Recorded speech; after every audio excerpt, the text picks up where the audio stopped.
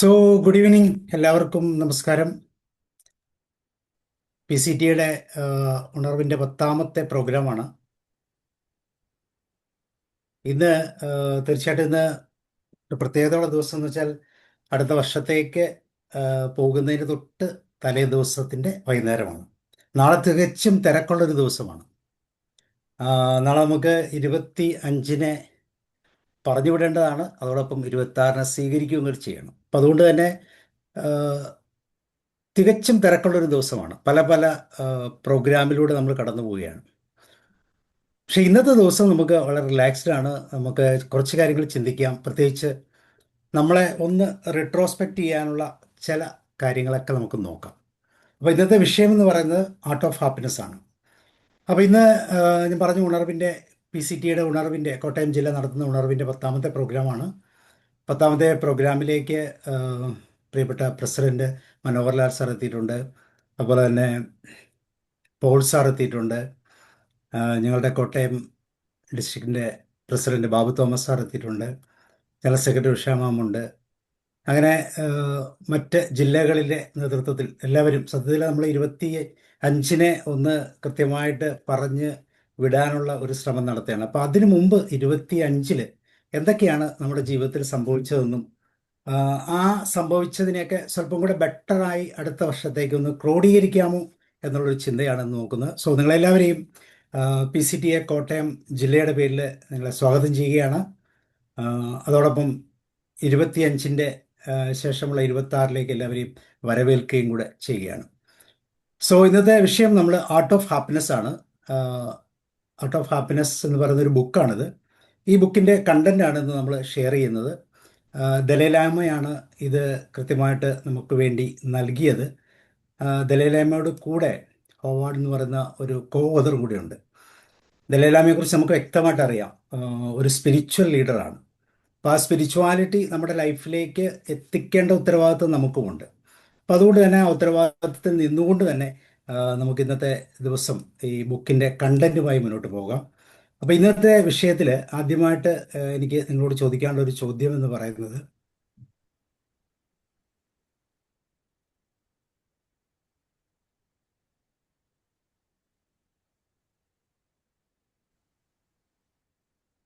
Happiness കൃത്യമായിട്ട് നമുക്ക് അനുഭവിക്കാനുള്ള ഒരു സാഹചര്യം നഷ്ടപ്പെട്ടു പോകുന്നത് എന്താണ്? ഈ ഒരു ചോദ്യത്തിന് നിങ്ങൾക്ക് ഒന്ന് അൺമ്യൂട്ട് ചെയ്ത് പറയാം. എന്തായിരിക്കും അതിൻ്റെ ഒരു കാരണം? ഹാപ്പിനെസ് എല്ലാവരുടെയും മനുഷ്യൻ്റെ ജീവിതത്തിൻ്റെ ഏറ്റവും വലിയൊരു ലക്ഷ്യം തന്നെയാണ്. പലപ്പോഴും അതൊരു എൻ പ്രോഡക്റ്റായിട്ടൊക്കെ നമ്മൾ കാണാറുണ്ട്. പക്ഷേ അങ്ങനെയല്ല എന്നാണ് പറയുന്നത്. അത് ജീവിതകാലം മുഴുവൻ നമ്മളോട് കൂടെ ഉണ്ടായിരിക്കേണ്ട ഒരു ഏറ്റവും വലിയൊരു അനുഭവമാണ്. അപ്പോൾ എന്താണ് നമുക്ക് ഈ ഹാപ്പിനെസ് പലപ്പോഴും കിട്ടാതെ പോകുന്നത്? ഒന്ന് ആർക്കെങ്കിലും ഒന്ന് ഷെയർ ചെയ്യാമോ? ഒരു ഷെയറിലൂടെ എങ്ങാണ് അൺമ്യൂട്ട് ചെയ്ത് പറയാം. വിജയരാം സാർ പറഞ്ഞോളൂ. ഞാൻ തന്നെയാണ് പറയണ്ടത്. എനിക്ക് പറയാനുള്ളത്, ഹാപ്പിനെസ് നമുക്ക് മനുഷ്യനിൽ ഹാപ്പിനെസ് ഇല്ലാതാവുന്നത് ഹോമിയോസ്റ്റാസിസ് ഇല്ലാതാവുന്നതുകൊണ്ടാണ്. അത് വീണ്ടെടുത്താൽ തന്നെ മാത്രമേ. ഞാൻ പറയാം, കാണുകയും കേൾക്കുകയും മനസ്സിലാക്കുകയും ചെയ്യുന്ന കാര്യങ്ങൾ നമുക്ക് ഇഷ്ടപ്പെടാത്തതായി വരുമ്പോൾ നമ്മൾ എപ്പോഴും സന്തോഷം ഉണ്ടാവുകയില്ല. സാറ് പറഞ്ഞ റിയാലിറ്റിയും എക്സ്പെക്ടേഷനും തമ്മിലുള്ള വ്യത്യാസം എന്നാണോ ഉദ്ദേശിച്ചത്? അഡ്മിറ്റ് ചെയ്യും സാർ, അഡ്മിറ്റ് ചെയ്യും. അത് തന്നെ. യെസ്. അപ്പോൾ നമ്മളെ എക്സ്പെക്ടേഷൻസ് വളരെ കൂടുതലാണ്, പക്ഷേ റിയാലിറ്റിയിലേക്ക് വരുമ്പോൾ ഇപ്പോൾ സാർ പറയും. സാറിൻ്റെ സൗണ്ട് കിട്ടുന്നില്ലല്ലോ. സൗണ്ട് കിട്ടുന്നുണ്ടോ? എനിക്ക് കിട്ടുന്നില്ല. സൗണ്ട് കേൾക്കുന്നില്ല സാർ. കേൾക്കുന്നില്ല സാറിന്റെ. പോൾ സാറിന്റെ മ്യൂട്ടാണോ? സാർ ഒന്ന് റെഡി ആയിക്കോ. അപ്പോഴത്തേക്കും ഗോകുമാർ സാർ എന്തെങ്കിലും പറയാണ്? കുഞ്ഞായി മാസ്റ്റർ, ഉഷാമാം, അജീഷ്, സാറേ ഞാൻ പറയാം. സാബു സാർ, പറയും. നമ്മുടെ ജീവിതത്തിലുള്ള അനുഭവങ്ങൾ, നമ്മൾ നേരിടുന്ന പ്രശ്നങ്ങൾ സമചിത്തതയോടുകൂടി കൈകാര്യം ചെയ്യുകയും ഇമോഷണൽ കൺട്രോൾ ഉണ്ടായിരിക്കുകയും ചെയ്താൽ സന്തോഷം ഉണ്ടാവുമെന്നാണ് എനിക്ക് തോന്നുന്നത്. സാർ, സാറിൻ്റെ വിലപ്പെട്ട അഭിപ്രായം എന്താണെന്ന് സാർ അറിയില്ല. Thank you sir. Okay sir, അടുത്ത ഇനി ആർക്കെങ്കിലും ഷെയർ ചെയ്യാനുണ്ടോ? നമുക്കുണ്ടാവുന്ന ഒരു അസുഖം വിട്ടുമാറാൻ നമുക്കുണ്ടാവുന്ന ഒരു അസുഖം വിട്ടുമാറാത്തതാണെന്ന് അറിഞ്ഞു കഴിഞ്ഞാൽ ഉണ്ടാവുന്ന ഹാപ്പിനെസ് കുറവ്. ശാരീരികവും മാനസികവുമായ പ്രശ്നം എന്നാ പറയുന്നത് അല്ലേ? സാറേ കിട്ടാത്തതിനെ അത് കുറിച്ചുള്ള ചിന്ത. യെസ്, എക്സ്പെക്ടേഷൻസ് കൂടുക. പ്രതീക്ഷ ലാൽ സാർ പറയും. ഹാപ്പിനെസ് കിട്ടാത്തതിന് പല കാരണങ്ങളുണ്ട്, ഒരുപാട് കാരണങ്ങളുണ്ട്. അതിൽ ഏറ്റവും പ്രധാനപ്പെട്ട ഒരു കാരണം എക്സ്പെക്ടേഷൻ ഒരു പ്രധാനപ്പെട്ട കാര്യമാണ്. പിന്നെ നമ്മുടെ നമ്മളെപ്പോഴും പിന്നെ ഹാപ്പിനെസ് മറ്റുള്ള ആളുകളിൽ നിന്ന് ലഭിക്കുന്നു എന്നുള്ള ചിന്തയാണ്. ഹാപ്പിനെസ് ഉണ്ടാക്കുന്നത് നമ്മൾ തന്നെയാണ്. പക്ഷെ നമ്മളത് ശ്രദ്ധിക്കാറില്ല. നമ്മൾ പലപ്പോഴും ഹാപ്പിനെസ് പുറത്തുനിന്ന് വരുന്ന ഒരു കാര്യമാണ് എന്നുള്ളതാണ് നമ്മൾ സങ്കല്പിക്കുന്നത്. അകത്തു നിന്നാണ് ഹാപ്പിനെസ് വരേണ്ടത് എന്നാണ് ഞാൻ എല്ലാവരോടും പറയാറുള്ളത്. അതൊരു കാര്യമുണ്ട്. പിന്നെ ലക്ഷ്യബോധമില്ലാതെ, മൂല്യങ്ങളില്ലാത്തൊരു ജീവിതം, അത് നമ്മളെ ഹാപ്പിനെസ്സിനെ നഷ്ടപ്പെടുത്തുന്ന ബന്ധങ്ങളിലെ പ്രശ്നങ്ങൾ. ഞാൻ ഈ പിന്നെ ആർട്ട് ഓഫ് ഹാപ്പിനെസ്സിന്റെ അല്ലെ ഹാപ്പിനെസ്സിന്റെ ഒരു സബ്ജക്ട് എടുത്തുകൊണ്ട് എനിക്ക് ആ ഓർമ്മയിൽ വെച്ച് ഞാൻ എടുത്ത് പറയുകയാണ്. ഇങ്ങനെയുള്ള ചില കാര്യങ്ങൾ ഞാൻ കൂടുതൽ സാറ് പറയുന്നുണ്ട്. അപ്പൊ ഞാൻ ചെറിയ കാര്യങ്ങൾ മാത്രമേ ഞാൻ അവിടെ പറയുന്നുള്ളൂ. ആ സന്തോഷം എൻ്റെ ഉള്ളിൽ നിന്ന് വരേണ്ടതാണ്. അല്ലപ്പോൾ സാബു സാറെ എനിക്ക് സന്തോഷം തരുന്ന ഞാൻ അവിടെ ഇരിക്കില്ല. സന്തോഷം ഉണ്ടാക്കുന്നത് ഞാനാണ്. ഓക്കെ. പക്ഷെ പലപ്പോഴും നമ്മൾ മറ്റുള്ളവരെ സന്തോഷം തരാത്തത് കൊണ്ടാണ് നമുക്ക് നമ്മൾ മറ്റുള്ളവരെ കുറ്റപ്പെടുത്തുന്ന രീതിയാണ്. സന്തോഷം കിട്ടാത്തത് സമൂഹമാണ്, അല്ലെങ്കിൽ മറ്റവരാണ്, എൻ്റെ പാരൻസ് ആണ്, എൻ്റെ കുട്ടികളാണ്, എൻ്റെ കൊളീഗ്സ് ആണ്, ഒക്കെയാണ്. പക്ഷെ അവരൊക്കെ എന്ത് പറഞ്ഞോട്ടെ, അവരുടേതായ പ്രശ്നങ്ങളാണ്. എൻ്റെ പ്രശ്നങ്ങൾ എൻ്റേതാണ്, എൻ്റേത് മാത്രമാണ്. ഞാനത് കറക്റ്റ് ചെയ്യും. അതാണ് ഇത് തോട്ട്. Okay sir. ഉഷമ പറയും. സംതൃപ്തി കണ്ടെത്താൻ കഴിയാതെ വരുന്ന ഒരു അവസ്ഥയിലാണ് നമുക്ക് ഹാപ്പിനെസ് നഷ്ടപ്പെട്ടു പോകുന്നത്. അതായത് നമുക്ക് പ്രസന്റ് ഇപ്പോൾ നമ്മൾ ജീവിക്കുന്ന നിമിഷത്തിന്റെ മനോഹാരിത ആസ്വദിക്കാൻ കഴിയുന്ന നിമിഷം നമ്മൾ ഏറ്റവും സന്തോഷവാന്മാരായിരിക്കും. നാളത്തെക്കുറിച്ചുള്ള ആശങ്കകളില്ലാതെ, കഴിഞ്ഞുപോയ ദിവസങ്ങളെക്കുറിച്ച് അല്ലെ കാലങ്ങളെക്കുറിച്ചുള്ള ആവലാതികളില്ലാതെ ജീവിക്കുമ്പോൾ നമ്മൾ ഹാപ്പിനെസ് ഉണ്ടാവുന്ന അവസ്ഥയിലേക്ക് എത്തുന്നു. Thank you sir. കണ്ടന്റ്മെന്റ് ഇല്ല അല്ലേ? നമുക്കൊരു സംതൃപ്തി ഇല്ലാത്ത ഒരു അവസ്ഥ തീർച്ചയായിട്ടും അത് തന്നെയാണ്.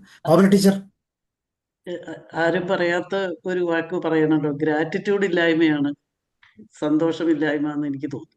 നന്ദിയില്ലാത്ത ഒരു അവസ്ഥ. ഓക്കെ, അത് തീർച്ചയായിട്ടും സത്യമാണ് അല്ലേ? പോൾ സാറേ. കേൾക്കാമോ? കേൾക്കാം പറയൂ. ഹാപ്പിനെസ് എന്താണ് എന്ന് ഉള്ള ഒരു നിർവചനം ആർക്കും അറിയില്ല. അതുപോലെ എവിടെയാണ് ഹാപ്പിനെസ് ഉള്ളത്, എങ്ങനെയാണ് അത് കിട്ടേണ്ടത് എന്നുള്ളതിനെ കുറിച്ചും അറിവില്ലായ്മ. അത് മാത്രമാണ് ഹാപ്പിനെസ്സിനെ കുറിച്ച് കിട്ടാതെ പോകുന്നതിന്റെ പ്രധാനപ്പെട്ട കാരണം എന്നാണ് എനിക്ക് മനസ്സിലായിട്ടുള്ളത്. ഹാപ്പിനെസ് വ്യക്തിപരമായ ഒരു കാര്യമാണ്. അതിനൊരു ഫോർമുല ഇല്ല അല്ലേ? അതാണ് എൻ്റെ ഒരു ഏറ്റവും വലിയ പ്രത്യേകത. അതിന് പ്രത്യേക ഒരു ഫോർമുല ഇല്ല.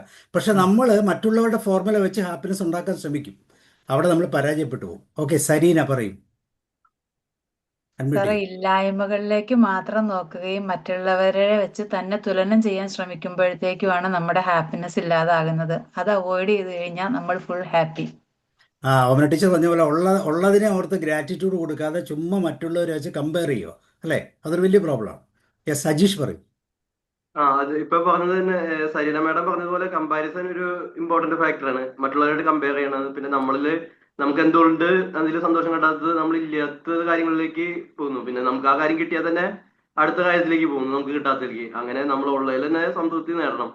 പിന്നെ മറ്റേ വേറൊരു സാറ് പറഞ്ഞ പോലെ, പോയി സാറ് പറഞ്ഞ പോലെ, നമ്മൾ കാണുകയും കേൾക്കുകയും അതൊക്കെ ചെയ്യുന്ന കാര്യങ്ങള്, അത് നമ്മൾ എക്സ്പെക്ട് ചെയ്യുന്ന അനുസരിച്ച് നടന്നില്ലെങ്കിലും നമ്മള് ഹാപ്പിനെസ് കിട്ടില്ല. അതും ഒരു കാര്യം തന്നെയാണ്. നമ്മുടെ എക്സ്പെക്ടേഷൻ റിസൾട്ട് നമുക്കില്ലെങ്കിൽ നമുക്ക് സങ്കടമാവും. ഓക്കെ. തീർച്ചയായിട്ടും ഇത് തന്നെയാണ്. എക്സ്പെക്ടേഷൻസ് കൂടുന്നു. നമുക്കുള്ളതിനെ കുറിച്ച് തിരിച്ചറിയാൻ പറ്റുന്നു. ഉലഹനൻ സാർ എന്തെങ്കിലും പറയുന്നോ?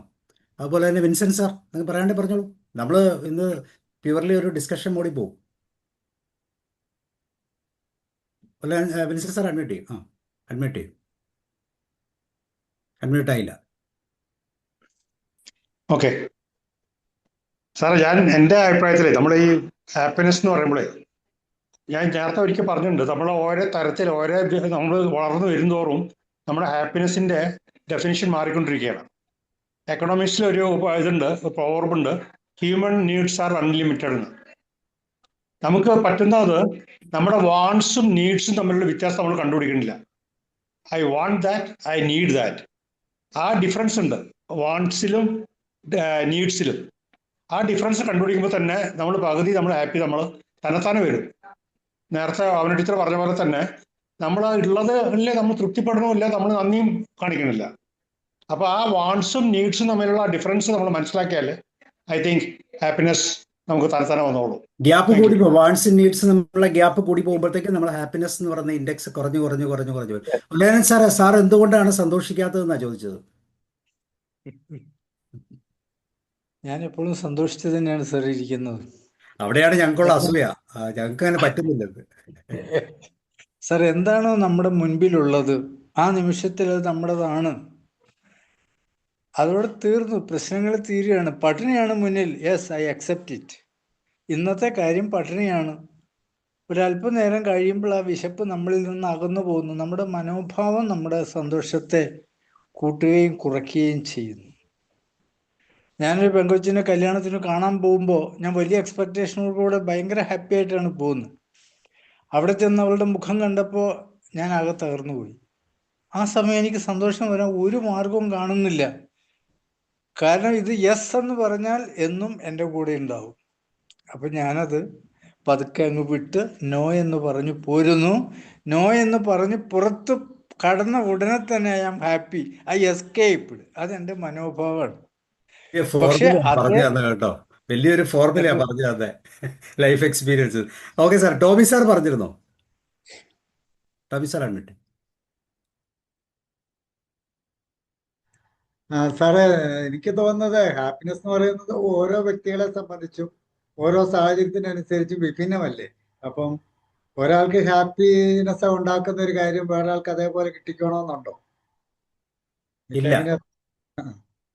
Okay sir, continue please. Okay, അപ്പോൾ തീർച്ചയായിട്ടും അത് തന്നെയൊക്കെയാണ് നമ്മളുടെ കാര്യങ്ങൾ നമ്മൾ പറഞ്ഞു വെച്ചത്. അപ്പോൾ നമുക്ക് ഈ പ്രശ്നം ഇപ്പം നമ്മൾ പറഞ്ഞ ആ പ്രശ്നത്തെ തന്നെ നമുക്കൊന്ന് ആദ്യമായിട്ടൊന്ന് കാണാം. അതിനുശേഷം നമുക്ക് ഒന്ന് സ്വയം ഒന്ന് നിരീക്ഷിച്ചുകൊണ്ട് മുന്നോട്ട് പോകാം. നമുക്കെല്ലാവർക്കും ഓമന ടീച്ചർ പറഞ്ഞ പോലെ ഗ്രാറ്റിറ്റ്യൂഡിനുള്ള ഒത്തിരി അവസരങ്ങളുണ്ട്. നമുക്ക് നന്ദി പ്രകടിപ്പിക്കാൻ ഇഷ്ടംപോലെ അവസരങ്ങൾ നമ്മുടെ ജീവിതത്തിൽ തന്നിട്ടുണ്ട്. 99% നമുക്ക് എന്താണ് പോസിറ്റീവായിട്ടുള്ള കാര്യങ്ങളാണ് നമ്മുടെ ജീവിതത്തിലുള്ളത്. ഈ 99% കാര്യങ്ങളെയും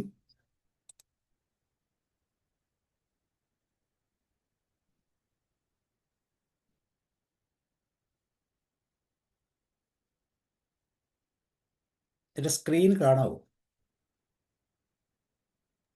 യെസ്, കാണാം സാർ. സ്ക്രീൻ കാണാം. ഫുൾ സ്ക്രീൻ ആയില്ല എന്ന് മാത്രം, ഫുൾ സ്ക്രീൻ ആക്കിയാ. Full screen ആക്കിയില്ല.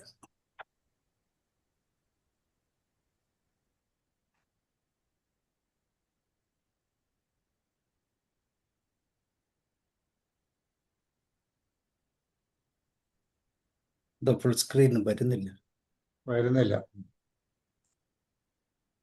ഓക്കെ, അപ്പം ഇങ്ങനെ പോവാം, കുഴപ്പമില്ല.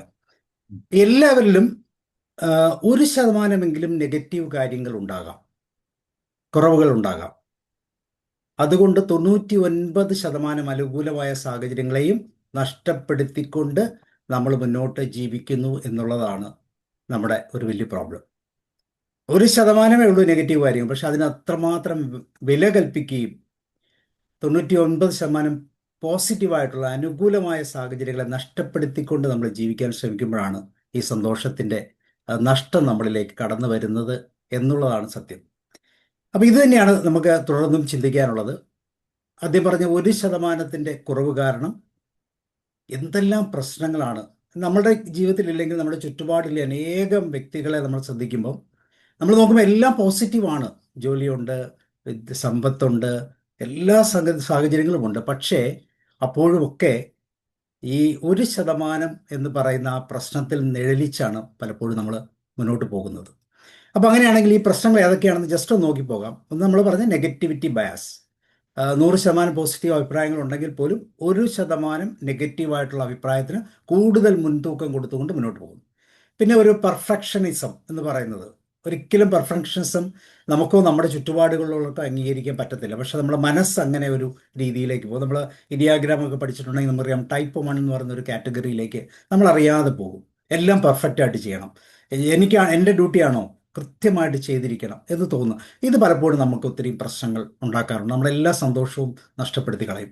അപ്പോഴും നമ്മുടെ അറിവും വിദ്യാഭ്യാസവും എല്ലാം ഉണ്ടെങ്കിൽ പോലും ഈ ഒരു പൂർണ്ണതാവായ പെർഫെക്ഷനിസത്തിൽ നിൽക്കുമ്പോൾ നമുക്ക് നഷ്ടപ്പാടുകൾ, ഒത്തിരി ബുദ്ധിമുട്ടുകളും പ്രയാസങ്ങളും ഉണ്ടാവും. മറ്റൊന്ന് ഭയവും അനിശ്ചിതത്വവും, ഫിയർ ആൻഡ് അൺസർട്ടനിറ്റി. മറ്റൊന്ന് സാമൂഹിക അല്ലെങ്കിൽ മാധ്യമങ്ങളുടെയൊക്കെ സ്വാധീനം ഇതിനെ കൃത്യമായിട്ടും. പിന്നെ നമുക്കറിയാം ബന്ധങ്ങളുമായിട്ടുള്ള ബന്ധം, പേഴ്സണൽ റിലേഷൻഷിപ്പ്, പേഴ്സണൽ മാത്രമല്ല സോഷ്യൽ റിലേഷൻഷിപ്പ്. ഇവിടെ എല്ലാം പലപ്പോഴും നമുക്കറിയാം 99% നന്മയുണ്ടെങ്കിൽ പോലും തെറ്റായ ഒരു തിരഞ്ഞെടുപ്പ് അല്ലെങ്കിൽ ഒരു പിഴവിനെ ഊന്നിക്കൊണ്ട് നമ്മൾ നമ്മുടെ ലൈഫിനെ പ്രത്യേകിച്ച് നമ്മുടെ മക്കളുടെ അല്ലെങ്കിൽ നമ്മളുടെ സബോർഡിനേറ്റ്സിൻ്റെ ഒക്കെ കാര്യത്തിലൊക്കെ ഇത് സംഭവിക്കാറുണ്ട് എന്നുള്ളത് വളരെ പ്രത്യേകതയുള്ളൊരു കാര്യമാണ്. അതുപോലെ ജോലി സ്ഥലത്തും കരിയറിലും, വർക്ക് പ്ലേസ് ആൻഡ് കരിയർ, ഇവിടെ ഈ പറഞ്ഞ പ്രശ്നങ്ങളുണ്ട്. വിജയിക്കാൻ ഒത്തിരി സാധ്യതകളുണ്ട്, പക്ഷെ നമ്മൾ അത് പലപ്പോഴും അംഗീകരിക്കാതെ മുന്നോട്ട് പോകുന്ന ഒരു സാധ്യത. അതുപോലെ സ്വയം മൂല്യം എന്നുള്ള നമ്മളെ ഒന്ന് സെൽഫ് റിഫ്ലക്ഷൻ അല്ലെങ്കിൽ സെൽഫ് പെർസെപ്ഷൻ കൃത്യമായിട്ടൊന്ന് ഒന്ന് മാർക്കിടാൻ നമ്മളെ കൊണ്ട് പറ്റുന്നില്ല. നമുക്കെല്ലാം ഉണ്ട്, പക്ഷേ അപ്പോഴും നമ്മൾ മറ്റെന്തിനൊക്കെയോ തേടിപ്പോകുന്ന ഒരവസ്ഥ, രാഷ്ട്രീയ സാമൂഹിക വീക്ഷണത്തിലെല്ലാം. അപ്പോൾ ഇങ്ങനെ പല കാരണങ്ങളിലൂടെയാണ് നമ്മുടെ ഈ ബന്ധങ്ങൾ നഷ്ടപ്പെട്ടു പോകുന്നത് അല്ലെങ്കിൽ നമ്മുടെ സന്തോഷം നഷ്ടപ്പെട്ടു പോകുന്നത്. അപ്പോൾ ഇവിടെയാണ് ഈ ആർട്ട് ഓഫ് ഹാപ്പിനെസ് എന്ന് പറയുന്ന ദലൈലാമയും ഹോവാർഡ് കൾട്ടറും കൂടെ ചേർന്ന് ഒരു മനോഹരമായ ബുക്ക് എഴുതിയിട്ടുണ്ട്. ആ ബുക്കിൻ്റെ സംഗ്രഹമാണ് ഇന്ന് ഞാൻ നിങ്ങളോട് ഷെയർ ചെയ്യുന്നത്. അതിനോടൊപ്പം നമുക്ക് സമയമുണ്ടെങ്കിൽ ഒരു കുറച്ച് NLP ടെക്നിക്കും കൂടെ, സന്തോഷത്തെ നിലനിർത്താനുള്ള ടെക്നിക്കും കൂടെ നമുക്ക് ഇതിനകത്ത് അപ്ലൈ ചെയ്യാം. അപ്പോൾ ഇതിന് 3 ഭാഗങ്ങളാണുള്ള ഈ ബുക്കിന് 3 പ്രധാനപ്പെട്ട ഭാഗങ്ങളാണ്. അതിലൊന്നാമത്തെ ഭാഗം സന്തോഷത്തിൻ്റെ അടിസ്ഥാനം എന്താണ്. നമ്മളിപ്പം ഡിസ്കഷനിൽ കൃത്യമായിട്ട് പറഞ്ഞു സന്തോഷത്തിൻ്റെ അടിസ്ഥാനം എന്താണ്. അത് വ്യക്തിപരമായിട്ടുള്ളൊരു കാര്യമാണ്. മറ്റുള്ളവരുടെ ബ്ലൂ പ്രിൻ്റ് കൊണ്ട് നമുക്ക് സന്തോഷം കണ്ടെത്താൻ പറ്റത്തില്ല. അത് ഉള്ളിൽ നിന്നുണ്ടാകേണ്ടതാണ്. അടിസ്ഥാനപരമായി നമ്മുടെ ജീവിതത്തോടൊപ്പം ചേർന്ന് പോകേണ്ടതാണ്. ഇല്ല, സന്തോഷം എന്ന ലക്ഷ്യത്തിലേക്കല്ല നമ്മൾ എത്തേണ്ടത്, ആ ലക്ഷ്യത്തിലേക്ക് എത്തുന്നതിൻ്റെ കൂടെ. അപ്പോൾ നമ്മളിങ്ങനെ പറയും നമ്മുടെ ലഗേജാണ് സന്തോഷം. നമ്മൾ ലക്ഷ്യത്തിലേക്ക് പോകുമ്പോൾ നമ്മൾ കൊണ്ടുപോകുന്ന ലഗേജാണ് സന്തോഷം. ആ ലഗേജിൽ സന്തോഷമുണ്ട്, കയ്യിലുണ്ടാകും, ഉള്ളിലുണ്ടാകണം. രണ്ടാമത്തെ പാർട്ട് എന്ന് വെച്ചാൽ സന്തോഷത്തിന് മുന്നിലുള്ള തടസ്സങ്ങൾ. അതും ഏകദേശം നമ്മൾ കണ്ടു, പലതരത്തിലുള്ള ഡൊമൈൻസ് നമ്മൾ കണ്ടു. എഗെയിൻ സന്തോഷത്തിലേക്കുള്ള വഴികൾ. അപ്പോൾ ഇങ്ങനെ 3 ഭാഗങ്ങളായിട്ട് അധ്യായമായിട്ട് ഞാനതിൻ്റെ ടോപ്പിക് ഒന്ന് പറയുകയാണ്. സ്വല്പം വേഗത്തിൽ തന്നെ നമുക്കതൊന്ന് പോകാം. അപ്പോൾ അതിൽ ആദ്യത്തെ ടോപ്പിക് അല്ലെങ്കിൽ ഒന്നാം അധ്യായത്തിൻ്റെ അല്ലെങ്കിൽ ഭാഗം 1ൻ്റെ അധ്യായം 1 സന്തോഷത്തിൻ്റെ അടിസ്ഥാനത്തെക്കുറിച്ചാണ് പറയുന്നത്. അതിൻ്റെ പ്രധാനപ്പെട്ട ഒരു പോയിന്റ് എന്ന് പറഞ്ഞാൽ മനുഷ്യൻ്റെ ലക്ഷ്യമാണ്. മനുഷ്യ ലക്ഷ്യം അത് സന്തോഷം, അല്ലെങ്കിൽ എപ്പോഴും എല്ലാവരും സന്തോഷം ആഗ്രഹിക്കുന്നു, പക്ഷേ ശരിയായ ഒരു തിരഞ്ഞെടുപ്പ് ഉണ്ടാകുന്നില്ല. എങ്ങനെയാണ് ഈ സന്തോഷത്തിലേക്ക് നമുക്ക് എത്താൻ പറ്റുന്നത്? നമ്മളുടെ റിസോഴ്സ് ഉപയോഗിച്ചുകൊണ്ട് ആ സന്തോഷത്തിലേക്ക് നമുക്ക് എത്താൻ പറ്റുന്നുണ്ടോ ഇല്ലയോ? ഇഷ്ടംപോലെ റിസോഴ്സ് ഉണ്ട്, പക്ഷെ ആ റിസോഴ്സിന് പകരം റിസോഴ്സ് ഇല്ലാത്ത അല്ലെങ്കിൽ ഒരു പക്ഷേ നമ്മൾ പറയും ഫാൻറ്റസിയിലുള്ള ചില ചിന്തകൾ അല്ലെങ്കിൽ മറ്റൊരു വ്യക്തി കാട്ടിക്കൂട്ടുന്ന ചില കാര്യങ്ങൾ ഒക്കെ മനസ്സിലാക്കിക്കൊണ്ടാണ് സന്തോഷത്തിൻ്റെ നിർവചനം നമ്മൾ നമ്മുടെ ഉള്ളിൽ കൊടുക്കുന്നത്. അവിടെ പലപ്പോഴും പ്രശ്നമുണ്ട്. അപ്പോൾ നമ്മുടെ ശരിയായ തിരഞ്ഞെടുപ്പ്, സെലക്ഷൻ, അല്ല എങ്ങനെയാണ് ആ സന്തോഷത്തിലേക്ക് എത്തേണ്ടത് എന്നുള്ളൊരു ഭാഗം അത് കൃത്യമായിട്ട് ഒരു പ്രോബ്ലത്തിലേക്ക് നിൽക്കുന്നുണ്ട്.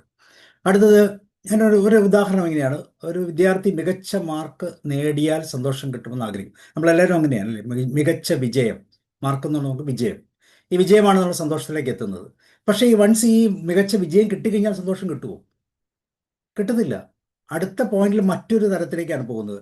എന്താണ് ആ പ്രശ്നം എന്ന് പറയുന്നത്? പക്ഷേ അയാൾക്ക് ആ മാർക്ക് കിട്ടിയാൽ പോലും ശാശ്വതമായ സന്തോഷം തരുന്നില്ല. അതിന് പകരം നമുക്ക് ചില മെത്തേഡുകൾ അപ്ലൈ ചെയ്യാം. പഠനത്തിൽ ആസ്വാദനം കണ്ടെത്തുക, സഹപാഠികളെ പഠിപ്പിക്കുക, അവരെ സഹായിക്കുക, ശാന്തതയോടെ മനസ്സോടെ ഇരുന്നു കൊണ്ട് ക്ലാസ്സുകൾ കേൾക്കുക. അപ്പോൾ ഇങ്ങനെയുള്ളൊരു ഓൾട്ടർനേറ്റീവ് മെത്തേഡുണ്ട്. പഠിക്കുക എന്നുള്ളത് മാത്രമല്ല, ആ പഠിക്കുമ്പോൾ ഏറ്റവും നല്ലത് നമ്മുടെ കൂടെയുള്ളവരെയും കൂടെ പഠിപ്പിച്ച് മുന്നേറുന്നതാണ്. അവർ പഠിച്ച് അവരത് കൃത്യമായിട്ട് മാർക്ക് മേടിക്കുമ്പോൾ നമുക്ക് വലിയൊരു സംതൃപ്തിയാണ്. ഈ സംതൃപ്തിയാണ് സത്യത്തിൽ നമ്മളുടെ കൂടെ ഉണ്ടാകണം. ആ സംതൃപ്തിയിലൂടെയാണ് സന്തോഷത്തിൻ്റെ ഒരു ഉദാഹരണം പറഞ്ഞത് മാത്രം. ഇതുപോലെ തന്നെ ഒരു ലൈവ് എക്സാമ്പിളാണ് നമ്മൾ കണ്ടുകൊണ്ടിരിക്കുന്ന ഒരു വ്യക്തിയാണ്. ഒരു പ്രൈവറ്റ് സ്കൂൾ ടീച്ചറാണ്. പെൻഷനൊക്കെ ആയി, ആദ്യത്തെ ആ കാലഘട്ടങ്ങളിലൊക്കെ ഉപയോഗമില്ലാതായി എന്ന് തോന്നുന്ന ഒരു അവസ്ഥയിൽ നിന്ന് പതിയെ പ്രതിദിനം ഒരു കുട്ടിയെങ്കിലും സഹായിക്കണം എന്നുള്ളൊരു മനസ്സ്. ഇപ്പോൾ നമുക്കറിയാം നമ്മളുടെ ഇതിനകത്ത് കൗൺസിലേഴ്സാണ് അധികവും, ട്രെയിനേഴ്സാണ് അധികവും. ഇപ്പോൾ കൗൺസിലേഴ്സ് ആൻഡ് ട്രെയിനേഴ്സ് എന്ന് പറയുമ്പോൾ തന്നെ അവരുടെ മെയിൻ പ്രോസസ്സ് അവർക്കുള്ളതൊക്കെ മറ്റുള്ളവരിലേക്ക് പകർന്നു കൊടുക്കുക എന്നുള്ളതാണ്. അപ്പം അതുകൊണ്ട് തന്നെ ആ, നമുക്കൊരു ഉള്ളിലൊരു സന്തോഷമാണ് അവിടെ ജനിക്കുന്നത്. അപ്പം ഇങ്ങനെയുള്ള ഒരു രീതിയിലേക്ക് നമ്മൾ ഒന്ന് മാറുക. ഈ പുസ്തകത്തിൽ ദലൈലാമയുടെ ഈ പുസ്തകത്തിൽ വളരെ കൃത്യമായിട്ട് പറയുന്ന ഒരു എക്സാമ്പിളാണ് മനുഷ്യൻ്റെയും മൃഗങ്ങളുടെയും താല്പര്യങ്ങൾ തമ്മിലുള്ള വ്യത്യാസം അല്ലെങ്കിൽ താരതമ്യം. ഒരു പശു അതിന് കിട്ടുന്ന പുല്ല് തിന്നുന്നു, ഉറങ്ങുന്നു, സംതൃപ്തയായി. അതേസമയം മനുഷ്യൻ അങ്ങനെയല്ല. മനുഷ്യൻ ഭൗതിക സുഖങ്ങൾക്കപ്പുറം ആത്മീയ സന്തോഷവും ജീവിതത്തിന് അർത്ഥവും ആഗ്രഹിക്കുന്നു. സന്തോഷം മനുഷ്യൻ്റെ ഒരു സ്വാഭാവിക സവിശേഷതയാണ്. അപ്പം ഈ സവിശേഷത സ്വീകരിക്കാൻ വേണ്ടി സാധാരണവും അസാധാരണമായ മാർഗങ്ങളിലൂടെ ആ വ്യക്തി കടന്നു പോകും. അവിടെയാണ് ചില പ്രശ്നങ്ങൾ അതാണ് നമ്മൾ തെരഞ്ഞെടുപ്പുകൾ തെറ്റിപ്പോകും. അപ്പോൾ ഈ ആത്മീയ സന്തോഷവും ജീവിതത്തിൻ്റെ അർത്ഥം കണ്ടെത്താനുള്ള ആ ഓട്ടത്തിനിടയിൽ ഒരു സിൻസിയർ അല്ലാത്ത സ്വാർത്ഥമായ ഒരു അപ്രോച്ചിലേക്ക് ഒരുപക്ഷെ വ്യക്തികൾ കടന്നു പോകാം. അങ്ങനെ വരുമ്പം വലിയ താമസമില്ലാതെ തന്നെ ഉള്ള സന്തോഷം നഷ്ടപ്പെടുന്നതായി കാണും. രണ്ടാമത്തെ അധ്യായത്തിലേക്ക് വരുമ്പോൾ സന്തോഷത്തിൻ്റെ ഉറവിടത്തെക്കുറിച്ചാണ് പറയുന്നത്. സന്തോഷത്തിൻ്റെ ഏറ്റവും ശക്തമായ ഉറവിടം നമ്മുടെ ചിന്താഗതിയാണ്, നമ്മുടെ പെർസ്പെക്റ്റീവാണ്. നമ്മുടെ ചിന്തകൾ, നമ്മുടെ ചിന്തകളുടെ പാറ്റേൺസ്, അതുപോലെ തന്നെ പെർസ്പെക്റ്റീവ്, നമ്മുടെ വീഴ്ച കാഴ്ചയുടെ കോൺ എങ്ങനെയാണ്. സന്തോഷം പുറത്തല്ല, അത് ഉള്ളിൽ നിന്നാണ് എന്ന് ഈ രണ്ടാമത്തെ അധ്യായത്തിൽ വളരെ കൃത്യമായിട്ട് പറയുന്നു. ഒരു ഉദാഹരണം ഇതിൻ്റെ അകത്ത് പറയുന്നുണ്ട്. രണ്ടാളുകൾ ഒരേപോലുള്ള ജോലി നഷ്ടപ്പെടും. 2 പേർക്ക് ഒരേപോലുള്ള ജോലി നഷ്ടപ്പെടുന്നു. ഒരാൾ വിചാരിക്കുന്നത് ഞാൻ പരാജയപ്പെട്ടു, എൻ്റെ കാര്യം തീർന്നു. പക്ഷെ മറ്റേയാൾ വിചാരിക്കുന്നത് ഇതെനിക്കൊരു വെല്ലുവിളിയാണ്, ഇതിനു മുമ്പ് ഇതുപോലെ സാഹചര്യങ്ങൾ ഉണ്ടാകുമെന്ന് ഞാൻ പ്രതീക്ഷിച്ചിട്ടുണ്ട്. അതുകൊണ്ട് തന്നെ രണ്ടാമത്തെ വ്യക്തിയുടെ ചിന്താഗതിയിലൂടെ മുന്നോട്ട് പോകുമ്പോൾ ജീവിതത്തിൽ കൂടുതൽ എന്നുവെച്ചാൽ ഓരോ അനുഭവങ്ങളും ജീവിതത്തെ മുന്നോട്ട് നയിക്കുന്ന ചവിട്ടുപടികളാണെന്ന് നമുക്ക് നമ്മുടെ മനസ്സുറപ്പിച്ചാൽ, നമ്മുടെ ആ ചിന്താഗതി ഒന്ന് മാറ്റിയാൽ തീർച്ചയായിട്ടും സന്തോഷത്തിൻ്റെ ഒരു പാതയിലേക്ക് നമുക്ക് എത്താൻ പറ്റും, അല്ലെങ്കിൽ പുതിയ ഒരു അർത്ഥം കണ്ടെത്താൻ പറ്റും, പുതിയൊരു രീതിയിലേക്ക് നമുക്ക് മാറാൻ പറ്റും. അപ്പോൾ ഇവിടെ ഈ ഒരു പ്രോസസ്സ് നമുക്കിങ്ങനെ അതിനൊന്ന് മാറ്റി ചിന്തിക്കാം. നമുക്കറിയാം മനസ്സിൻ്റെ ഒരു വലിയ സ്വാധീനം ഇവിടെയുണ്ട്. മനസ്സാണ് എല്ലാത്തിനെയും നിയന്ത്രിക്കുന്നത്. അപ്പം ഈ മനസ്സിൻ്റെ സ്വാധീനത്തിൽ നിന്നുകൊണ്ട് തന്നെ നമുക്കെന്ത് ചെയ്യാം? മനസ്സെന്ന് പറയുമ്പോൾ ചിന്തകളുണ്ട്, അതിൻ്റെ അകത്ത് വികാരങ്ങളുണ്ട്, ശാരീരികമായ ചില സെൻസേഷൻസ് ഉണ്ട്, നമ്മുടെ സ്വഭാവത്തിലുണ്ട്. അപ്പോൾ ഈ 4 കാര്യങ്ങളെ നമുക്ക് മാറ്റാം. അപ്പോൾ നമ്മളുടെ പെർസ്പെക്റ്റീവ് മാറ്റുമ്പോൾ ചിന്തകളിൽ മാറാം, വികാരങ്ങൾ, ദെൻ ശാരീരികമായ ചലനങ്ങൾ, ബോഡിലി സെൻസേഷൻസ്. ശരീരം നമ്മളോട് സംസാരിക്കുന്നുണ്ട്, ഓരോ നിമിഷവും ശരീരം സംസാരിക്കുന്നുണ്ട്. ആ സംസാരിക്കുന്നതിന് യഥാർത്ഥത്തിൽ അർത്ഥം, അത് കേൾക്കാനുള്ള ഒരു ഇന്നർ വോയിസ്, അല്ലെങ്കിൽ ഇന്നർ വോയിസ് നമ്മോട് സംസാരിക്കുമ്പോൾ അത് കേൾക്കാനുള്ളൊരു സാമാന്യമായ ഒരു സമയം കൊടുക്കാനുള്ളൊരു രീതി നമ്മൾ പലപ്പോഴും അനുവർത്തിക്കാറില്ല. അപ്പോൾ സ്വഭാവത്തിനുണ്ടാകുന്ന മാറ്റങ്ങൾ. അപ്പോൾ ഈ 4 രീതിയിൽ തീർച്ചയായിട്ടും നമുക്ക് ഈ പറയുന്ന നമ്മളുടെ ആ പാറ്റേൺ മാറ്റിയെടുക്കാൻ സാധിക്കും. അപ്പോൾ സന്തോഷം ഉള്ളിലുണ്ടെങ്കിൽ അത് പ്രകടമാക്കുന്ന ഏറ്റവും ബെസ്റ്റായിട്ടുള്ള ഒരു അവയവം എന്ന് പറയാമോ ആർക്കെങ്കിലും? നമുക്ക് സന്തോഷം എല്ലാവരുടെയും ഉണ്ട്. അങ്ങനെ ഉണ്ടെങ്കിൽ ആ സന്തോഷത്തെ കൃത്യമായിട്ട് പ്രകടിപ്പിക്കുന്ന ഒരു അവയവം ഏതാണെന്ന് പറയാമോ? പുഞ്ചിരി. പുഞ്ചിരി. അതൊരു ബൈ പ്രോഡക്റ്റ് ആണ്, അവയവം അതല്ല. കണ്ണ് സാറേ, കണ്ണ് സെറീന എഴുതിയിട്ടുണ്ട്, കറക്റ്റ്.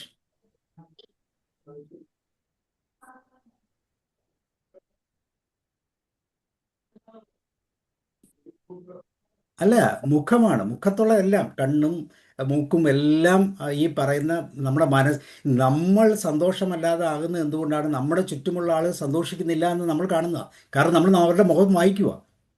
അവരുടെ മുഖം വായിക്കുമ്പം നമ്മൾ പ്രതീക്ഷിക്കുന്ന ഇമോഷൻസ് ഒന്നും അവരുടെ മുഖത്തൊന്നും വരുന്നില്ല. അവരുടെ മൂക്ക് മറ്റൊരു സ്ഥലത്തേക്കാണ് ഇരിക്കുന്നത്, കണ്ണ് വേറെ ഡയറക്ഷനിലാണ് പോകുന്നത്, ചിരിയില്ല. അപ്പോൾ നമ്മൾ എന്ത് വിചാരിക്കും? ശരിയാണ്, അവിടെ ഒരു അവരെങ്ങനെയാണ് ചിന്തിക്കുന്നത്? അവർ നമ്മുടെ മുഖം കണ്ടിട്ടാണ് നോക്കുന്നത്. നമ്മുടെ മുഖം എങ്ങനെയാണ്? നമ്മൾ പോലും അറിയാത്തൊരു മുഖമാണ് അപ്പം നമുക്കുള്ളത്. കാരണം നമ്മുടെ നമ്മൾ പറയത്തില്ലേ, ബൈബിളൊക്കെ പറയുന്നുണ്ട്, ഹൃദയം നിറഞ്ഞ് കവിയുന്നതാണ് വായി സംസാരിക്കുന്നത്. അപ്പോൾ ഈ നിറഞ്ഞ് കവിയൽ എന്ന് പറയുമ്പോൾ അത് മുഖത്ത് പ്രകടമാകും. നമ്മുടെ മുഖത്ത് പ്രകടിപ്പിക്കുന്ന ആ ഒരു മനോഭാവമാണ് മറ്റുള്ളവർ നമ്മളിലേക്ക് കമ്മ്യൂണിക്കേറ്റ് ചെയ്യാനുള്ള ഏറ്റവും അടിസ്ഥാനപരമായ ഒരു പാർട്ട്. അവിടെ നമ്മൾ ഫെയിലായി പോകുന്നുണ്ട്. നമുക്കറിയില്ല നമ്മുടെ മുഖം എങ്ങനെ ഇരിക്കുന്നതെന്ന്. വല്ലപ്പോഴും ഒക്കെ കണ്ണാടി, ഇപ്പം ഈ സൂമൊക്കെ ഉള്ളതുകൊണ്ട് കൃത്യമായിട്ട് നമുക്ക് നമ്മുടെ മുഖം കണ്ടുകൊണ്ട് ഇങ്ങനെ കാണാം. അതുകൊണ്ടാണ് ഈ സൂമിൽ മുഖമൊക്കെ തുറന്ന് വെച്ച് കാണുന്നത്. അപ്പം നമ്മുടെ ചേഷ്ടകൾ ഒക്കെ അറിയാം, കൃത്യമായിട്ട് അറിയാം. അപ്പോൾ സൂം വലിയൊരു അനുഗ്രഹമാണ്. പലപ്പോഴും ക്ലാസ്സുകൾ എടുക്കുമ്പോൾ എല്ലാവരും വീഡിയോ ഒക്കെ ഓഫ് ചെയ്തിരിക്കും. എന്നാലും ഞാൻ ഹാപ്പിയാണ്, കാരണം ഞാൻ എൻ്റെ മുഖത്ത് നോക്കിയാണ് സംസാരിക്കുന്നത്. ചിരിക്കുന്നില്ലല്ലോ, അപ്പം ഞാനൊരു ചിരി കൊടുക്കും, അല്ലേ, ഒരു ആക്ഷൻ കൊടുക്കും. ഇതെല്ലാം സൂമിൽ സാധ്യമാണ്. അപ്പം ഇതാണ് സൂം. ഇപ്പം ഈ മുഖമാണ് നമ്മളുടെ ഏറ്റവും പ്രധാനപ്പെട്ട അവയവം. അപ്പം ഈ മുഖത്തെ നമുക്ക് എങ്ങനെ കൃത്യമായിട്ട് ഉപയോഗിക്കാൻ പറ്റും, അവിടെയാണ് സന്തോഷം തരുന്നതിൻ്റെ ഏറ്റവും വലിയൊരു ഫോർമുല വരുന്നത്. അപ്പോൾ നിങ്ങൾ പറയാണ്, മൊബൈലിൽ അല്ലെങ്കിൽ കണ്ണാടിയിൽ നമ്മുടെ മുഖം ഒന്ന് നോക്കിയാൽ എത്ര മാർക്ക് ഇടാൻ പറ്റും? ഒന്ന് ചാറ്റ് ബോക്സിൽ ഇടാവോ? നമ്മൾ നമ്മുടെ മുഖം കണ്ണാടിയിൽ അല്ലെങ്കിൽ മൊബൈലിൽ, ഇപ്പം നമ്മുടെ ഈ സൂമിൽ എല്ലാവരും ഒന്ന് സൂം ഒന്ന് ഓപ്പൺ ചെയ്തിട്ട് അവരുടെ മുഖം അവരവർ നോക്കിയിട്ട് ഒരു മാർക്ക് ആ ചാറ്റ് ബോക്സിൽ നിന്നിട്ട് ഞാനൊന്ന് നോക്കട്ടെ എത്ര മാർക്ക് ഇടാൻ പറ്റും. എത്രയിലാ മാർക്ക്? എത്രയിലാ മാർക്ക്? 10-ലാ? 10-ല് 10-ല് ആ 10-ല് ചെറിയ മാർക്ക് മതി. എല്ലാവരും ഒന്ന് മുഖം അവരവരുടെ സൂമിൽ 1 മിനിറ്റ് നേരം, അല്ല വേണ്ട, ഒരു 2-3 സെക്കൻഡ് നേരം അവരവരുടെ മുഖം ഒന്ന് നോക്കുക. ചിരിയൊക്കെ ഒന്നുകൂടെ ഒന്ന് റീഅറേഞ്ച് ചെയ്തു, അല്ല ഒന്ന് സെറ്റാക്കിക്കോ. വായൊക്കെ തുറന്ന് ചിരിക്കാം, അല്ലെങ്കിൽ വാടച്ച് എങ്ങനെ വേണമെങ്കിലും ആകാം. അത് അവരുടെ പെർസ്പെക്റ്റീവാണ്. എന്നിട്ട് അതൊന്ന് പ്രസൻറ്റ് ചെയ്തിട്ട് മാർക്കിട്ട്. ആരും മാർക്ക് ഇടുന്നില്ലല്ലോ, ഇട്ടോ? ഇട്ടു. യെസ്, ആ 10-ൽ 10 ഇടുന്നുണ്ട്. സത്യമാണോ? 6, 10. ആ പക്ഷേ ഇതിൻ്റെ അകത്തൊരു യെസ് ഇട്ടുള്ളൂ. 8, 10, 6. ഓമന ടീച്ചർ 5 ഇട്ടുള്ളൂ. നമ്മളാരും പറയത്തില്ല ടീച്ചറിന്റെ മുഖത്തിന് കുഴപ്പമുള്ളത്. ഗോമാർ സാർ 6 അല്ല, അവിടെയൊക്കെ തെറ്റ് പറ്റിയിട്ടുണ്ട്. ഉഷ മാം 10 മാർക്ക് ഇട്ടിട്ടുണ്ട്. എന്തുദ്ദേശിച്ചാണെന്നറിയില്ല. ശോഭന മാം 10 മാർക്ക് ഇട്ടിട്ടുണ്ട്. ടോമി സാർ 9 ഇട്ടിട്ടുണ്ട്. അജീഷ് 9 ആക്കി. Balakrishnan sir yes. അപ്പോൾ ഇത് എന്താണെന്നറിയോ, നമ്മൾ നമ്മുടെ മുഖത്തിന് 10 മാർക്ക് ഇട്ടില്ലെങ്കിൽ പിന്നെ ആരിടുമെന്നാണ് വിചാരിക്കുന്നത്? കഷ്ടം. അതില്ല, നമുക്ക് വേറെ ചോദിക്കാൻ പറ്റില്ല. വേറെ ആരോട് ചോദിക്കാൻ? ഇമ്പോസിബിൾ ആണ്. നമ്മൾ 5 മാർക്ക് ഇട്ട്, ഓമന ടീച്ചർ അങ്ങനെ ശരിയായില്ല കേട്ടോ, 10 മാർക്ക് ഇടണം കേട്ടോ. നമ്മൾ 10 മാർക്ക് ഇട്ടിട്ട് മറ്റൊരാൾ തന്നില്ലെങ്കിൽ നിങ്ങളുടെ മാർക്ക് എനിക്ക് വേണ്ടെന്ന് പറയാം. നിങ്ങളുടെ മാർക്ക് വേണ്ട, എനിക്കറിയാം മാർക്കിടാൻ. 10 മാർക്ക് ഇടാൻ എനിക്കറിയാം. നിങ്ങളുടെ മാർക്ക് എനിക്ക് പിന്നെ വേണമെങ്കിൽ ഇട്ടു എന്ന് പറയാം. ഞാൻ കൊടുത്തു സാറേ, ഞാൻ കൊടുത്തു. 10 കൊടുത്തോ? Very good. അപ്പൊ ഇനി മേലിൽ ഇങ്ങനത്തെ ചോദ്യം ചോദിച്ചാൽ ആരും 5 6 ഒന്നും ഇടരുത്. സൂമിലൂടെ അത്ര ക്ലിയർ അല്ലാത്തതുകൊണ്ട് ലൈറ്റ് കുറവ് പോലെ തോന്നി, അതുകൊണ്ട് 1 മാർക്ക് കുറച്ചതാ. 9. സാറേ അതും തെറ്റാണ്. നമുക്ക് നമ്മളെക്കുറിച്ച് ഒരു പ്രതീക്ഷ ഇല്ലാത്തതുകൊണ്ടാണ് അങ്ങനെ പറഞ്ഞത്. അല്ല സാറേ, ഞാൻ പൗഡർ ഇടാത്തോണ്ടാ. പൗഡർ ഇട്ടായിരുന്ന 10 ആകുമായിരുന്നു. സാറിന്റെ പൗഡർ ഇല്ലാതെ തന്നെ നല്ല ഭംഗിയാ. അപ്പൊ ഞങ്ങളാണെങ്കിൽ 10 ഇടും. പൗഡർ ഉണ്ടെങ്കിലും സുന്ദരനാണ്, പൗഡർ ഇല്ലാതെ അതിസുന്ദരനാണ് സാറ്. കണ്ട, ഇത് അറിയത്തില്ല. എന്നിട്ട് 8 മാർക്ക് 9 മാർക്ക്. അല്ല, എനിക്ക് അങ്ങനെ തോന്നി, അതുകൊണ്ട് ഒരു ലേശം കുറച്ചതാണ്. ആ തോന്നലിന്റെ കാര്യമാണ് പറഞ്ഞത്. ഈ കഴിഞ്ഞ വർഷത്തിൽ മുഴുവൻ ഈ തോന്നലായിരുന്നു.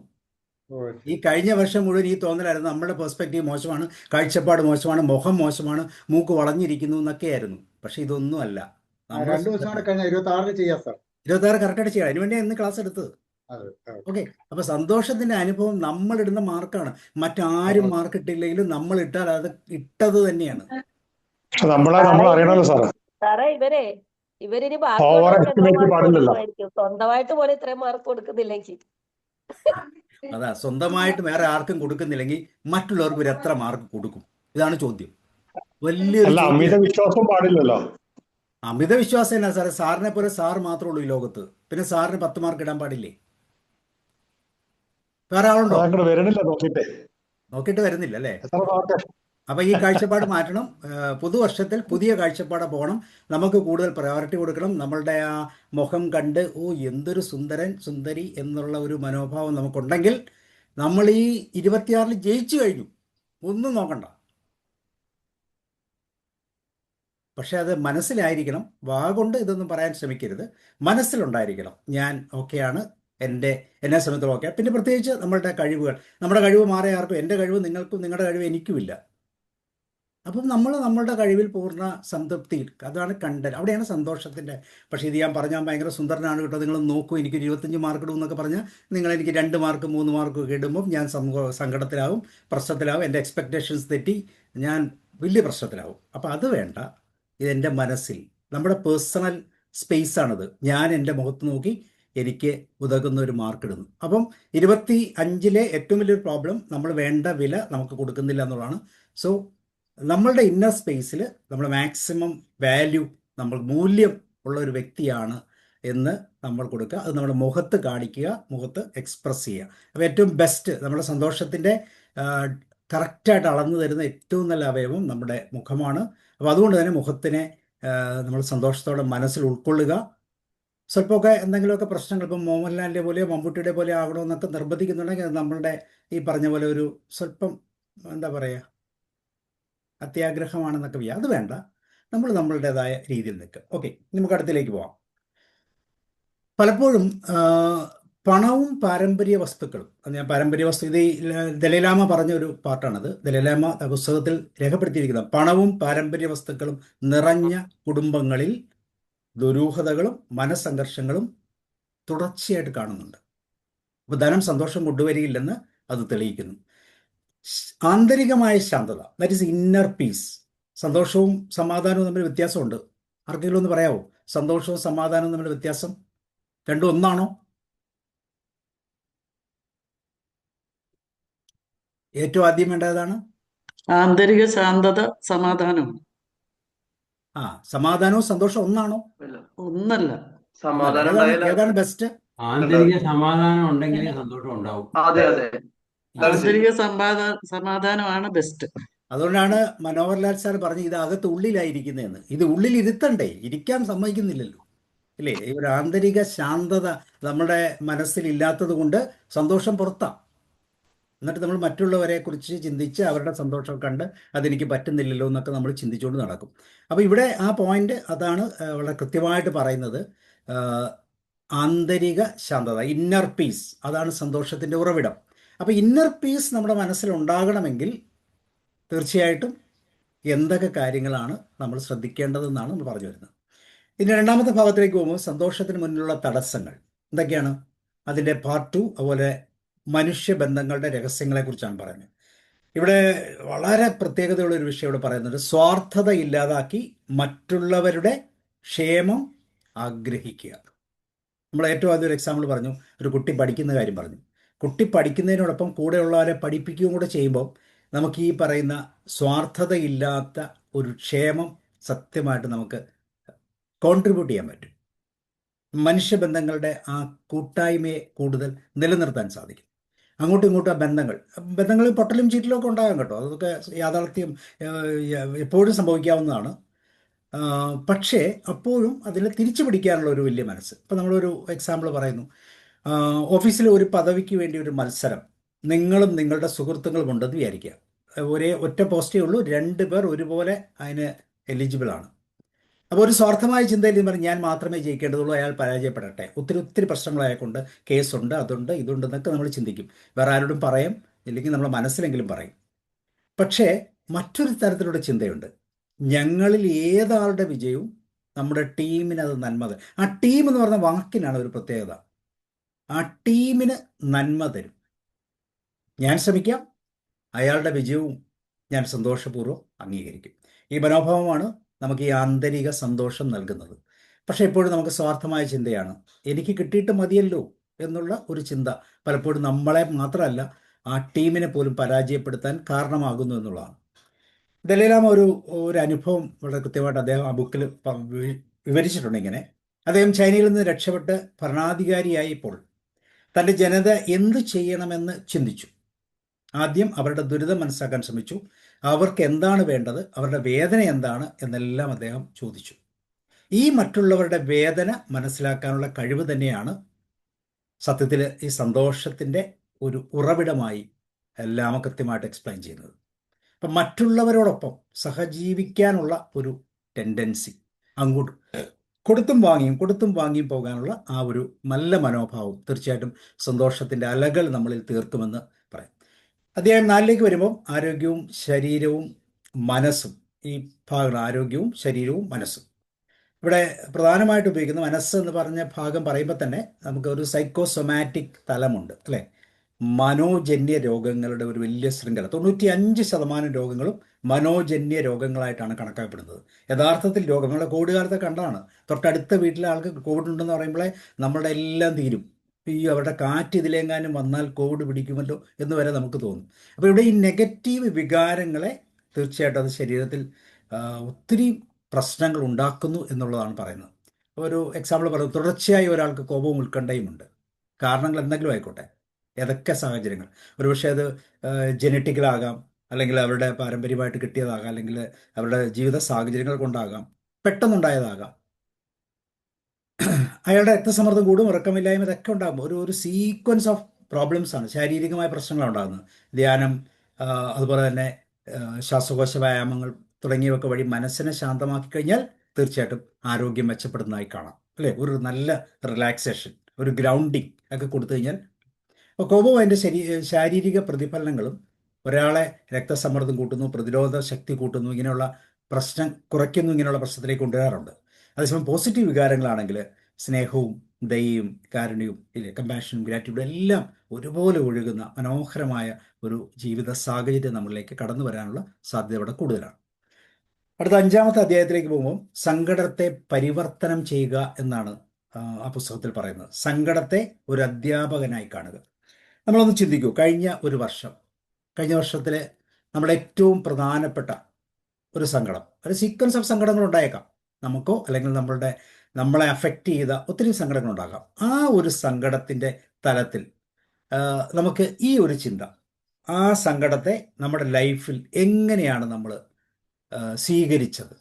ഒരു അധ്യാപകനായിട്ടാണോ? ഒരുപക്ഷെ നമ്മുടെ ജീവിതത്തിൽ ഏറ്റവും മൂല്യമുള്ള ഒരു ജോലിയാണ് അധ്യാപകൻ്റെ ജോലി, അല്ലേ? ഒരു അധ്യാപകൻ നൽകുന്ന ജോലി എന്ന് പറഞ്ഞാൽ അത്ര മഹത്തരമായ ജോലിയാണ്. ഏത് പ്രതിസന്ധി ഘട്ടങ്ങളെയും അതിജീവിക്കാൻ തക്ക വിധത്തിലുള്ള ഒരു പഠനമാണ് ഒരു അധ്യാപകനിലൂടെ നമുക്ക് കിട്ടുന്നത്. അപ്പോൾ ആ സങ്കടത്തെ ഒരു അധ്യാപകനായി കാണുക. ആ സങ്കടം തന്ന ശാരീരികവും മാനസികവും ആയിട്ടുള്ള എല്ലാ തലങ്ങളെയും, സാമൂഹികമായിട്ടുള്ള തലങ്ങളെ ഒരു അധ്യാപകൻ്റെ റോളിൽ കണ്ടിട്ട് അതൊരു പരിവർത്തനത്തിലൂടെ പോകുക എന്നാണ് ഈ 5-ാമത്തെ അധ്യായം നമ്മൾ ഓർമ്മിപ്പിക്കുന്നത്. അപ്പോൾ നമ്മുടെ സങ്കടത്തെ ഒരു അധ്യാപകനായി കാണുക. നമ്മൾ പറയും സങ്കടങ്ങളൊക്കെ എക്സ്പീരിയൻഷ്യൽ വേസ് ഓഫ് ഡൂയിങ് ആണ്. നമ്മൾ കണ്ട എല്ലാ അനുഭവങ്ങളും നമ്മുടെ ജീവിതത്തിൽ പുതിയ പുതിയ ലക്ഷ്യങ്ങളിലേക്ക്, സ്റ്റെപ്പുകളിലേക്കുള്ള ചവിട്ടുപടികളായിട്ട് നമുക്ക് കാണാമെന്ന് നമ്മൾ കേട്ടിട്ടുണ്ട്. അപ്പോൾ ആ ഒരു ആശയം തന്നെയാണ് ഇവിടെയും പറയുന്നത്. ഒരു എക്സാമ്പിൾ ഇവിടെ പറയുന്നുണ്ട്. ഒരാളുടെ വ്യാപാരം പരാജയപ്പെടുന്നു, അയാൾ വിഷാദത്തിൽ മുങ്ങും, എല്ലാം ഉപേക്ഷിക്കാനുള്ള ആ ഒരു സാഹചര്യം ഉണ്ടാകുന്നു. പക്ഷെ അതിന് പകരം ഈ പരാജയത്തിൽ നിന്ന് എന്ത് പാഠങ്ങൾ എനിക്ക് ലഭിക്കും, എങ്ങനെ എനിക്ക് മാറി ചിന്തിക്കാം, ആ നിമിഷത്തെ നമുക്കറിയാം. ഇമോഷൻസ് എന്നൊക്കെ പറയുന്നത് വെറും 90 സെക്കൻഡ് നേരമേ നമുക്ക് നിലനിൽക്കുള്ളൂ. നമ്മളതിനെ കൃത്യമായിട്ട് നമ്മൾ എണ്ണ ഒഴിച്ച് കൊടുക്കുന്നില്ല എങ്കിൽ പെട്ടെന്ന് മാറും. പക്ഷെ ആ മാറാനുള്ള സമയം കൊടുത്താൽ ആ പരാജയത്തിൽ നിന്ന് അനുഭവങ്ങൾ കിട്ടി, പുതിയ പാഠങ്ങൾ പഠിച്ച്, പുതിയ ഒരു മനസ്സോടുകൂടി സങ്കടത്തിൽ നിന്ന് ശക്തനായി പുറത്തേക്ക് വരാൻ നമ്മളെ കൊണ്ട് സാധിക്കും എന്ന് ഒരു ഉദാഹരണം ഇങ്ങനെ പറയുന്നു. ഈ പുസ്തകത്തിലെ 2 കുപ്പികളുടെ ഒരു ഉപമയുണ്ട്. ഒരു കുപ്പിയിൽ 2 കുപ്പികളിലും വെള്ളം നിറച്ച് വെച്ചിരിക്കുന്നു. ഒന്നിൽ ഉപ്പ് കലർത്തുകയും ഒന്നിൽ പഞ്ചസാര കലർത്തുകയും ചെയ്യുന്നു. എന്നിട്ട് 2ലും തുല്യമായ തോതിൽ വിഷമൊഴിക്കുന്നു. ഉപ്പ് കലർന്ന വെള്ളം കുടിച്ചാൽ മരിക്കും. കാരണം ഉപ്പ് എന്ന് പറയുന്നത് ഇവിടെ സങ്കല്പിക്കുന്നത് കയ്പ്, കോപം, ഇങ്ങനെയുള്ള നെഗറ്റീവ് ഇമോഷൻസ് ആണ്. അതേസമയം പഞ്ചസാര അത് സ്നേഹത്തിൻ്റെയും ദയയുടെയും ഒരു ഭാഗമാണ്. അത് കുടിക്കുന്നവർ ജീവിച്ചിരിക്കുന്നു എന്ന് പറയും. അപ്പോൾ ഇത് ചില അനുഭവങ്ങളുടെ വെളിച്ചത്തിൽ പറയുന്നതാണ് നമുക്ക് പറയാം. അപ്പോൾ നമ്മുടെ ആറ്റിറ്റ്യൂഡിൻ്റെ ഒരു വലിയ ഭാഗമാണ്. നമുക്കറിയാം, നമ്മൾ മരുന്നുകൾ കൊടുക്കുമ്പോൾ പഞ്ചസാര മിഠായിയിൽ മരുന്ന് കൊടുക്കുകയും പഞ്ചസാര മിഠായി മാത്രം കൊടുക്കുമ്പോഴും രോഗത്തിനുണ്ടാകുന്ന ശമനത്തെക്കുറിച്ചൊക്കെ നമ്മൾ കേട്ടിട്ടുണ്ട്. അപ്പോൾ നമ്മുടെ മനസ്സിലുള്ളൊരു ബിലീഫിൻ്റെ പാട്ടും കൂടി ഉണ്ട്. നമ്മളൊരു പോസിറ്റീവ് ബിലീഫിൽ നിന്നുകൊണ്ട് നമ്മൾ മുന്നോട്ട് പോകാൻ ശ്രമിച്ചാൽ തീർച്ചയായിട്ടും നമുക്ക് പ്രയോജനകരമായ അനുഭവങ്ങളായിരിക്കും നമുക്കുണ്ടാകുന്നത്. ഇവിടെ ഒരു റണ്ണിങ് ഒരു യഥാർത്ഥ ഉദാഹരണമാണ് പറയുന്നത്. ചന്ദ്രൻ എന്ന് പറയുന്ന ഒരു സാറ് പെട്ടെന്ന് പ്രായമായി, കാലൊടിഞ്ഞു, ഒട്ടും നടക്കാനുള്ള ഒരു സാധ്യതയിലേക്ക് കടന്നു വരുന്നില്ല. ഇനി എനിക്ക് ഒരുമിച്ച് നടക്കാൻ കഴിയില്ല എന്നൊരു പൂർണ്ണ ചിന്തയിൽ അദ്ദേഹം വിഷാദപ്പെട്ടിരിക്കുമ്പോഴാണ് അദ്ദേഹത്തിൻ്റെ ഏറ്റവും നല്ലൊരു ഹോബിയായ ഡ്രോയിങ്ങിലേക്ക് അദ്ദേഹം തിരിയുന്നത്. അങ്ങനെ കുട്ടികൾക്ക് ചിത്രങ്ങൾ വരയ്ക്കാനും കളർ ചെയ്യാനും ഒക്കെ ഉള്ള പാഠങ്ങളിലൂടെ അദ്ദേഹം പുതിയൊരു ജീവനെ കണ്ടത്. അപ്പോൾ നമ്മുടെ പാഷൻ കൃത്യമായിട്ട് അനലൈസ് ചെയ്യാൻ പറ്റുന്ന ചില സമയങ്ങൾ നമുക്ക് കടന്നു വരും. അവിടെ കൃത്യമായിട്ട് നമ്മൾ അനലൈസ് ചെയ്യണം. ഏതാണ് നമ്മുടെ പാഷൻ? നമ്മുടെ ഹോബി, യഥാർത്ഥത്തിലുള്ള ഹോബി. അത് നമുക്ക് സമ്പത്ത് മാത്രമല്ല, സന്തോഷത്തിൻ്റെ ഒരു വലിയ നിറകുടമായ ഒരു ഹോബിയായിട്ട് നമുക്കതിനെ മാറ്റിയെടുക്കാൻ സാധിക്കും. 6-ാമത്തെ അധ്യായത്തിലേക്ക് വരുമ്പോൾ അവിടെ പറയുന്നത്, എല്ലാവരും പറയുന്ന പോലെ ക്രോധത്തെ അതിജീവിക്കുക, ക്രോധത്തെ ന്യായീകരിക്കരുത്, അത് നിയന്ത്രിക്കാൻ പഠിക്കുക. അപ്പം എങ്ങനെയാണ് നമ്മുടെ ദേഷ്യം, നമ്മുടെ ക്രോധത്തെ നമുക്ക് എങ്ങനെ മാനേജ് ചെയ്യണം എന്നുള്ളത് ഏകദേശം നമുക്ക് നല്ല ധാരണയുണ്ട്. കാരണം നമ്മളെല്ലാവരും ദേഷ്യപ്പെടുന്നവരാണ്. അതുണ്ടാകുന്ന വിപത്തുകളെക്കുറിച്ച് അറിയാം. കുറച്ച് കഴിയുമ്പോൾ അത് കോംപ്രമൈസ് ചെയ്യേണ്ട വരുമ്പോൾ എങ്ങനെയാണ് കോംപ്രമൈസ് ചെയ്യുന്നതെന്ന് അറിയാം. എത്ര പെട്ടെന്ന് കോംപ്രമൈസ് ചെയ്യാൻ പറ്റുമോ അത്രമാത്രം ആ പ്രശ്നത്തിൻ്റെ വ്യാപ്തി കുറഞ്ഞിരിക്കും എന്നുള്ളതാണ് അതിൻ്റെ ഏറ്റവും വലിയ പ്രത്യേകത. ദേഷ്യപ്പെടാം, തെറ്റൊന്നുമില്ല, വഴക്കുകൂടാം, അതൊക്കെ ശരിയാണ്, അതൊക്കെ സാഹചര്യങ്ങളുടെ ഒരു ഫലമാണെന്ന് വിചാരിക്കാം. പക്ഷെ അതിൽ നിന്ന് എപ്പോൾ തിരിച്ചു വരും? എന്താണ് നമ്മുടെ റെസിലിയൻസ് പവർ? നമ്മുടെ മുഖത്തിൻ്റെ മാർക്കിട്ടതുപോലെ നമ്മുടെ റെസിലിയൻസ് പവർ നമ്മൾ തീർച്ചയായിട്ടും കഴിഞ്ഞ ഒരു വർഷത്തെ കാലഘട്ടത്തിലെ ചിത്രത്തിലൂടെ മനസ്സിലാക്കണം. എത്രമാത്രം നമ്മൾ റെസിലിയൻ്റ് ആണ്, എത്ര പെട്ടെന്ന് നമ്മൾ തിരിച്ചു വരും, തിരിച്ചു വരാൻ നമ്മുടെ സ്ട്രാറ്റജീസ് ഉണ്ടോ എന്നൊക്കെ നമ്മളത് മനസ്സിലാക്കുന്നതല്ലാണ്. ഒരു എക്സാമ്പിൾ ഇങ്ങനെ പറയുന്ന, റോഡിലൂടെ വാഹനം എപ്പോഴും ആക്സിഡൻറ്റുകൾ ഉണ്ടാകാൻ സാധ്യതയുണ്ട്. ഉണ്ടായിക്കഴിഞ്ഞാൽ പെട്ടെന്ന് ക്രോധം വരും, ദേഷ്യം വരും. അതിന് പകരം നമുക്ക് എന്ത് ചെയ്യാം? നമുക്ക് വേണമെങ്കിൽ ആഴത്തിൽ ശ്വാസം വലിക്കാം, അവരെ നോക്കി ഒന്ന് ചിരിക്കാം, പ്രൊവൈഡഡ് നമ്മുടെ ഭാഗത്ത് തെറ്റുകളില്ലെങ്കിൽ. മനസ്സിനെ ശാന്തമാക്കുക. അവരെ എന്തായാലും എതിരായിട്ടുള്ള വ്യക്തി എന്തായാലും കുറേ ബഹളമൊക്കെ ഉണ്ടാക്കും. സേഫായിട്ട് നിൽക്കുകയാണെങ്കിൽ ആ ക്രോധത്തിൽ നിന്ന് നമുക്ക് സേഫായിട്ട് മുന്നോട്ട് പോകാൻ പറ്റും. പക്ഷെ ഇന്നത്തെ കാലം അങ്ങനെയല്ല, സ്വല്പം കൂടെ സേഫ്റ്റി നമ്മൾ നോക്കേണ്ട ഒരു കാലഘട്ടമാണ് എന്നുള്ളതാണ്. ഇല്ലെങ്കിൽ ശാരീരികമായി ബുദ്ധിമുട്ടുകൾ ഉണ്ടാകുന്ന ഒരു കാലഘട്ടമാണിന്ന്. മറ്റൊരു ഉദാഹരണം ഈ പുസ്തകത്തിലൂടെ പറയുന്നത് കത്തുന്ന കൽക്കരിയുടെ ഉപമയാണ്. നിങ്ങൾ കോപിക്കുകയും മറ്റൊരാളെ ശപിക്കുകയും ചെയ്യുമ്പോൾ കത്തുന്ന കൽക്കരി നിങ്ങളുടെ കയ്യിൽ പിടിച്ചിരിക്കുന്നത് പോലെയാണ്. ആ കൽക്കരി മറ്റൊരാളെ കൊല്ലാൻ നിങ്ങൾ ഉപയോഗിക്കുമ്പോൾ നമ്മൾ സ്വയം കത്തി എരിഞ്ഞു പോകുന്നു എന്നാണ് പറയുന്നത്. അപ്പം അത്രമാത്രം ശാരീരികമായ പ്രശ്നങ്ങൾ ഉണ്ടാക്കുന്ന, മാനസികമായ ക്ഷതങ്ങൾ ഉണ്ടാക്കുന്ന ഒരു പ്രോബ്ലമാണ് കോപം, ആങ്കർ. അപ്പോൾ ആങ്കറിനെ മാനേജ് ചെയ്യുക. കത്തുന്ന ഈ കൽക്കരിയൊക്കെ കൈ പിടിക്കാൻ നമുക്കപ്പോൾ ഇഷ്ടമാണ്. കാരണം നമ്മൾ ഈ പറഞ്ഞ പോലെ നമ്മുടെ ഹോർമോൺ പവറിലാണ് നമ്മൾ നിൽക്കുന്നത്. അഡ്രിനാലിനും കോർട്ടിസോളും ഒക്കെ അതിശക്തമായി നിൽക്കുമ്പോൾ കൽക്കരിയല്ല അതിനേക്കാളും വലുതാണെങ്കിലും നമ്മൾ പിടിക്കും. പക്ഷേ അത് പിൽക്കാലത്ത് അല്ലെങ്കിൽ കുറച്ച് സമയത്തിന് ശേഷം അത് ഉണ്ടാക്കുന്ന പ്രശ്നങ്ങൾ നമ്മൾ കൃത്യമായിട്ട് തിരിച്ചറിയും എന്നുള്ളതാണ്. ഇനി ഭാഗം 3ലേക്ക് പോകുമ്പോൾ സന്തോഷത്തിലേക്കുള്ള വഴികളാണ്. പ്രധാനമായും ഒത്തിരി വഴികൾ നമ്മുടെ മനസ്സിലുണ്ട്, ഒത്തിരിയും വഴികളിലൂടെ നമ്മൾ സഞ്ചരിച്ചിട്ടുണ്ട്. ശരിയായ ജീവിത നിലപാട് വികസിപ്പിക്കുക. നമ്മൾ പറഞ്ഞു, നേരത്തെ ഡിസ്കഷനിൽ പറഞ്ഞു, യഥാർത്ഥ ജീവിത ലക്ഷ്യത്തിലേക്ക് നമ്മൾ പോവുക. ജീവിതത്തിനൊരു അർത്ഥമുണ്ടാക്കുക.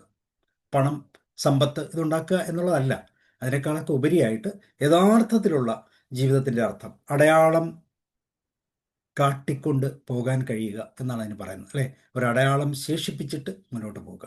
നമ്മളിവിടെ ജീവിച്ചിരുന്നു എന്നുള്ളതിന് ഒരടയാളം സൃഷ്ടിക്കാൻ നമ്മളെ കൊണ്ടാകുക. അടയാളം സൃഷ്ടിക്കാൻ അത്ര എളുപ്പമുള്ള കാര്യമല്ല. അപ്പോൾ അവിടെ യഥാർത്ഥത്തിൽ ജീവിതത്തിനൊരു നിലപാട് വേണം, സത്യസന്ധമായൊരു നിലപാട് വേണം, കുശലതയുള്ള ഒരു നിലപാട് വേണം. അപ്പോൾ ആ നിലപാട് കൃത്യമായിട്ട് കാണിക്കുക. അത് തീർച്ചയായിട്ടും ഒരുപക്ഷെ അത് കൃത്യമായിട്ട് കണ്ടെത്തേണ്ട ഒരു സമയത്താണ് നമ്മളൊക്കെ നിൽക്കുന്നത്. കാരണം നമ്മളെല്ലാം ഒരു പർട്ടിക്കുലർ ഏജിൻ്റെ തലത്തിലായി, നമ്മുടെ ഔദ്യോഗിക തലങ്ങളൊക്കെ മാറി. ഇപ്പോൾ നമ്മൾ പലപ്പോഴും ഒരു പാഷൻ്റെ തലത്തിലാണ് പോയിക്കൊണ്ടിരിക്കുന്നത്. അതുകൊണ്ട് തന്നെ ഈ ജീവിത നിലപാട് കൃത്യമായിട്ട് വികസിപ്പിക്കാനുള്ള ഒരു സമയമാണ്. അതിനുള്ള കൃത്യമായിട്ടുള്ള അവസരങ്ങൾ, അത് സന്തോഷം, പ്രത്യേകിച്ച് ഈ പറയുന്ന തേർഡ് ഏജ് നമ്മൾ പറയും, അല്ലേ? First age, second age, third age. ആ തേർഡ് ഏജിൽ തീർച്ചയായിട്ടും അതിനുള്ള ഒത്തിരി സാധ്യതകൾ നമ്മുടെ മുമ്പിലുണ്ട്. ആ സാധ്യതകളെ കണ്ടെത്തി അത് കൃത്യമായിട്ട് ഉപയോഗിച്ച് അത് മറ്റുള്ളവരുടെ മുമ്പിൽ രജിസ്റ്റർ ചെയ്യപ്പെടുക എന്നുള്ളതാണ് ആ ജീവിത നിലപാടിനെ നമ്മൾ കൊടുക്കേണ്ട. അതൊരു വെല്ലുവിളി തന്നെയാണ് കേട്ടോ, തീർച്ചയായിട്ടും അതൊരു വെല്ലുവിളിയാണ്. അത് സാവകാശം നേടിയെടുക്കേണ്ടതാണ്. തീർച്ചയായിട്ടും നല്ലൊരു കൂട്ടായ്മയുടെ അനുഭവം അവിടെ ആവശ്യമുണ്ട്.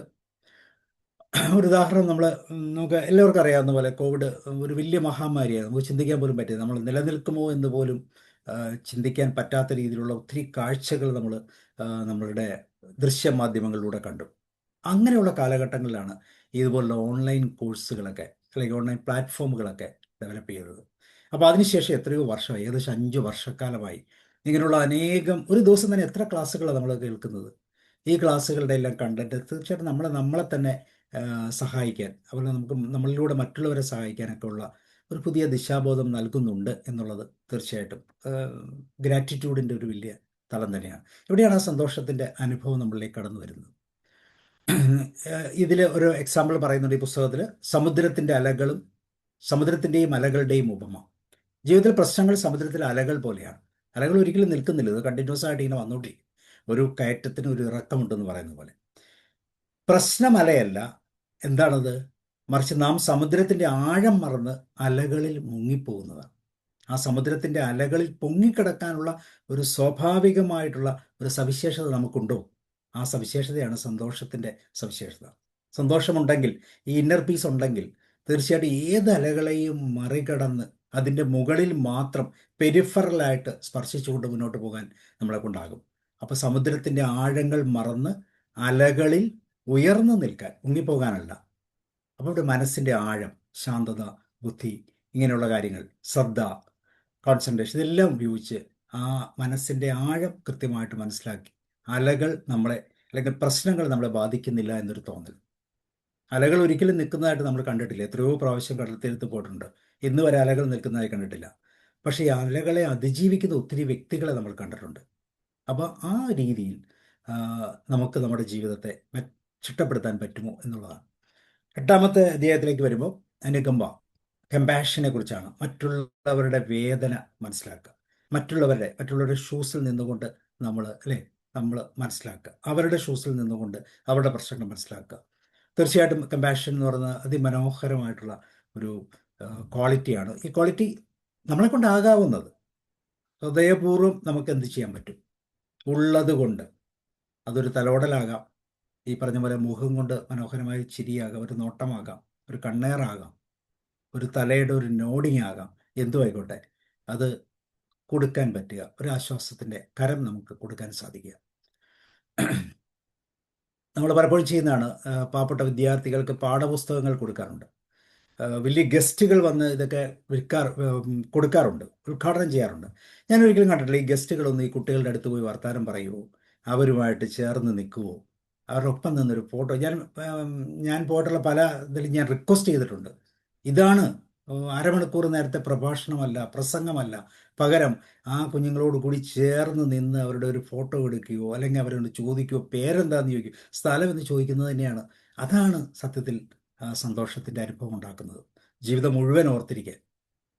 ഞാൻ പറയാൻ പ്രത്യേകം ചില അനുഭവങ്ങളിൽ അങ്ങനെയുള്ള റിക്വസ്റ്റുകൾ വെച്ചിട്ട് അത് ചെയ്യാതെ പോയിട്ടില്ല. പക്ഷെ പ്രസംഗിക്കാൻ അരമണിക്കൂർ നേരമൊക്കെ എടുക്കുന്ന ചില മാന്യ വ്യക്തികളുണ്ട്.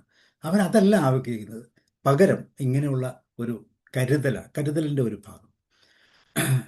ദലൈലാമ ഒരു നല്ല എളുപ്പ വഴി ഇവിടെ പറഞ്ഞു തരുന്നുണ്ട്.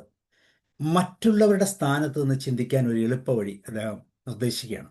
തീർച്ചയായിട്ടും നമുക്ക് 26ലേക്ക് പോകുമ്പോൾ ഇത് വളരെ അത്യാവശ്യമാണ്. ഞാൻ ആ വ്യക്തിയായിരുന്നെങ്കിൽ എന്ത് ഉണ്ടാകും?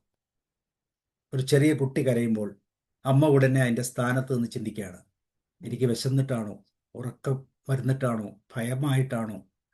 മറ്റുള്ളവരുടെ സ്ഥാനത്ത് നിന്ന് സ്വയം മനസ്സിലാക്കാനുള്ള, നമ്മൾ പറയും തേർഡ് പേഴ്സൺ, നമ്മൾ തെറാപ്പി കോൺസെപ്റ്റിലൊക്കെ പറയുമ്പോൾ തേർഡ് പേഴ്സൺ വ്യൂ ആണ്.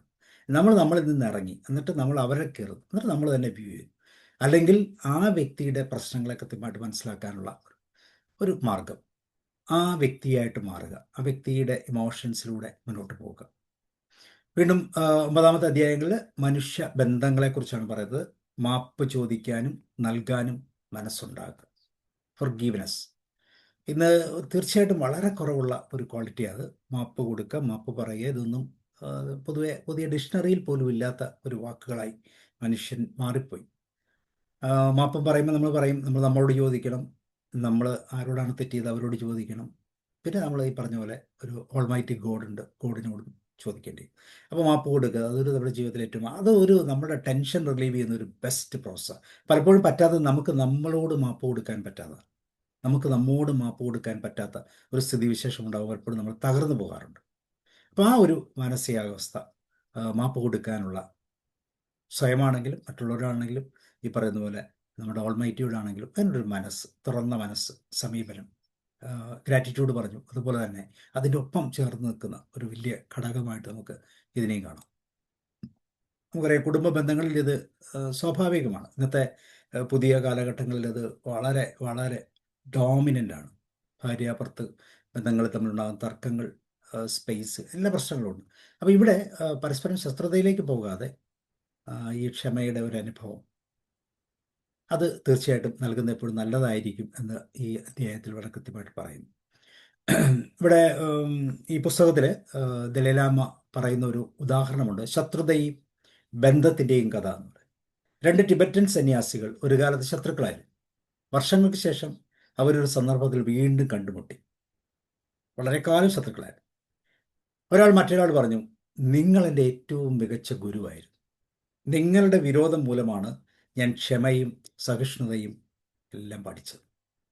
ശത്രുതയെപ്പോലും ശരിയായ നിലപാടിൽ ഒരു ബന്ധവും പഠനവുമാക്കാൻ നമ്മളെ കൊണ്ട് സാധിക്കുമെങ്കിൽ തീർച്ചയായിട്ടും ശത്രുത ഒത്തിരിയും പ്രോഗ്രസീവായ മെച്ചങ്ങൾ നമ്മളിൽ ഉണ്ടാക്കുന്നുണ്ടെന്നത് സത്യമാണ്.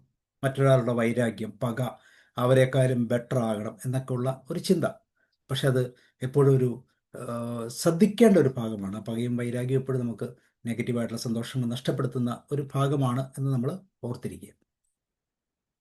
4ാമത്തെ ഭാഗം എന്ന് പറയുന്നത് ദൈനംദിന ജീവിതത്തിൽ. ഈ ഭാഗം ഞാൻ ആദ്യത്തെ കോണ്ടെക്സ്റ്റിൽ പറഞ്ഞില്ല. ദൈനംദിന ജീവിതത്തിൽ എന്തൊക്കെ ചെയ്യാൻ പറ്റും പറഞ്ഞു. പണവും സന്തോഷവും തീർച്ചയായിട്ടും സമാധാനം തരുന്നില്ല. പണം എന്ന് പറയുന്നത്, പണം സന്തോഷം തരുന്നില്ല. പണം ഒരു വെറും സാധനമാണ്. വളരെ കൃത്യമായിട്ട് മനോഹരമായിട്ട് അത് ഉപയോഗിക്കാൻ പഠിക്കുക. അതിലൂടെ നമുക്ക് സന്തോഷം ലഭിക്കും. പക്ഷെ പണത്തിന് വേണ്ടിയുള്ള യാത്ര പലപ്പോഴും നമുക്ക് നഷ്ടങ്ങളെ വരുത്തും. ഇനി അതുണ്ടായാലും സ്വസ്ഥമായിട്ട് വീട്ടിൽ കിടന്നുറങ്ങാൻ പറ്റത്തില്ല. കൂടിന്തോറും മറ്റേയാൾക്ക് കൊടുക്കാൻ നമുക്ക് തോന്നത്തുമില്ല. അങ്ങനെയൊക്കെയുള്ള ചില പ്രശ്നങ്ങൾ പണത്തിനുണ്ട് എന്ന് നമ്മൾ പലപ്പോഴും കണ്ടു. 2 സഹോദരങ്ങൾ ലോട്ടറി കിട്ടുന്നു. നമുക്ക് ലോട്ടറി വളരെ പോപ്പുലറാണ്, നമുക്കറിയാം. ഒരാൾ പണം കൊണ്ട് ഫ്ലാറ്റ്, കാറ്, ഇഷ്ടംപോലെ മദ്യപിക്കുന്നു, എല്ലാ ആർഭാടങ്ങളിലൂടെ നടക്കുന്നു. മറ്റൊരാൾ മറ്റൊരു സഹോദരൻ്റെ വിദ്യാഭ്യാസത്തിനും ചെറുകിട ബിസിനസ്സിനും ഒക്കെ വേണ്ടി ഉപയോഗിക്കുന്ന തരത്തിലേക്ക് അതിനെ രൂപാന്തരപ്പെടുത്തി ഉപയോഗിക്കുന്നു. അപ്പം ഇങ്ങനെയൊക്കെ നമുക്ക് പണത്തെ മാറ്റാൻ പറ്റും, സന്തോഷത്തിൻ്റെ അലകളിലാക്കി മാറ്റാൻ പറ്റും. ഈ ബുക്കിൽ ദലൈലാമ പറയുന്ന ഒരു പ്രധാനപ്പെട്ട ഒരു കാര്യം ഇതാണ്: വികസിത രാജ്യങ്ങളിൽ ഉത്കണ്ഠയും വിഷാദവും കൂടുകയാണ്. ദലൈലാമ അമേരിക്ക, യൂറോപ്പ് ഈ സ്ഥലങ്ങളിലൊക്കെ മാനസികാരോഗ്യ പ്രശ്നങ്ങൾ ചൂണ്ടുകയാണ്. നമുക്കറിയാം ചില രാജ്യങ്ങളുണ്ട് അല്ലേ, ഹാപ്പിനെസ് ഇൻഡെക്സ് ഏറ്റവും കൂടിയ ചില രാജ്യങ്ങൾ. ആ രാജ്യങ്ങളുടെ പട്ടികയിലൊന്നും ഇങ്ങനെയുള്ള രാജ്യങ്ങളില്ല. അപ്പോൾ ഇവിടെ എല്ലാം എന്താണ്, ഈ ഓരോ വ്യക്തികളും പോകുന്നത് പോലെ തന്നെ ഒരു കോമ്പറ്റീഷൻ മൂഡിലാണ് പോകുന്നത്, ഒരു ശാന്തതയുടെ മൂഡിലല്ല. അവർ ജയിച്ചോട്ടെ, അവർ കിട്ടിക്കോട്ടെ, എനിക്കെല്ലാം കിട്ടണം എന്നുള്ളൊരു മൂഡിൽ പോകുമ്പോൾ ഈ പറയുന്ന ഉത്കണ്ഠയുടെയും വിഷാദത്തിൻ്റെയൊക്കെ സാധ്യതകൾ വളരെ കൂടുന്നു. അതുകൊണ്ട് പണം സന്തോഷത്തിൻ്റെ ഉറവിടമല്ല എന്ന് നമ്മൾ ഓർത്തില്ല. പക്ഷെ പണം വളരെ ശ്രദ്ധാപൂർവം കൈകാര്യം ചെയ്യണം എന്നുള്ളത് പ്രത്യേകതയുണ്ട്. ഇവിടെ ഒരു എക്സാമ്പിൾ പറയുന്നുണ്ട്. ഒരു ടീച്ചറുടെ ഒരു പെൻഷനറുടെ ഒരു എക്സാമ്പിളാണ് പറയുന്നത്. ഒരു ചെറിയ ആനുകൂല്യം, പണം കൊണ്ട് മറ്റുള്ളവരുടെ ജീവിതത്തിൽ ഒരു ചെറിയ മാറ്റം വരുത്താൻ കഴിയുന്നത് ഒരു സന്തോഷത്തിൻ്റെ അനുഭവമാണ് എന്നുള്ള ഒരു ഉദാഹരണം. പണം ഒരു ആശങ്കയായി മാറുന്ന ഒരു അവസരത്തിൽ അതിനെ എങ്ങനെ ഉപയോഗിക്കണം, ചെറിയ ചെറിയ ആനുകൂല്യങ്ങൾ, ചെറിയ സഹായങ്ങൾ, അത് പ്രയോജനകരമായ അനുഭവങ്ങളിലേക്ക് കൊണ്ടുപോകും എന്ന് ഈ ഉദാഹരണം പറയുക.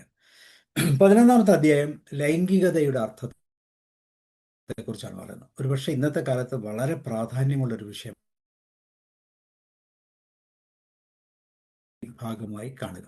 അപ്പോൾ അതിന് കുറേ കണ്ടീഷൻസ് പറയുന്നുണ്ട്. ഒരു ദമ്പതികൾ തമ്മിലുള്ള ലൈംഗിക ബന്ധം അവരുടെ സ്നേഹത്തിൻ്റെയും പരസ്പര ബഹുമാനത്തിൻ്റെയും പ്രതിഫലനമാണ്. തീർച്ചയായിട്ടും അത് വളരെ പോസിറ്റീവായിട്ടുള്ള ഒരു ഫാമിലി പാർട്ടാണ് നമുക്ക് വ്യക്തമായിട്ട് അറിയാം. സംവേദനക്ഷമതയുള്ള പങ്കുവയ്ക്കലായി അതിനെ കാണുക. വെറും ശാരീരിക ആവശ്യമെന്ന നിലയിൽ നിന്ന് ഉയർത്തി ആ ബന്ധത്തിൻ്റെ ആഴത്തെ കൃത്യമായിട്ട് മനസ്സിലാക്കുന്ന ഒരു രീതി നമ്മളതിൽ കൊണ്ടുവരണം എന്നാണ് കൃത്യമായിട്ട് ഇതിൽ ഓർമ്മിപ്പിക്കുന്നത്. അതോടൊപ്പം തന്നെ അവിടെ പറയുന്ന മറ്റൊരു പാട്ട് ഇതാണ്: പ്രേമത്തിൻ്റെയും ലൈംഗികതയുടെയും താരതമ്യം. സ്നേഹം, പ്രേമം, ലൈംഗികത എന്ന് പറയുന്ന ആ ഒരു ഡൊമൈനുണ്ട്, ഒരു ട്രയാങ്കിൾ ഡൊമൈനുണ്ട്. അതിനകത്ത് ചില അപാകതകൾ നമ്മൾ കാണുന്നുണ്ട്. ലൈംഗിക പ്രേമത്തിൻ്റെ ഒരു ഭാഗമാണ്. മനോഹരമായൊരു കാര്യം ഇവിടെ പറയുന്നുണ്ട്: ഒരു കലയിലെ ഒരു ഉപകരണം മാത്രമാണ് ലൈംഗികത.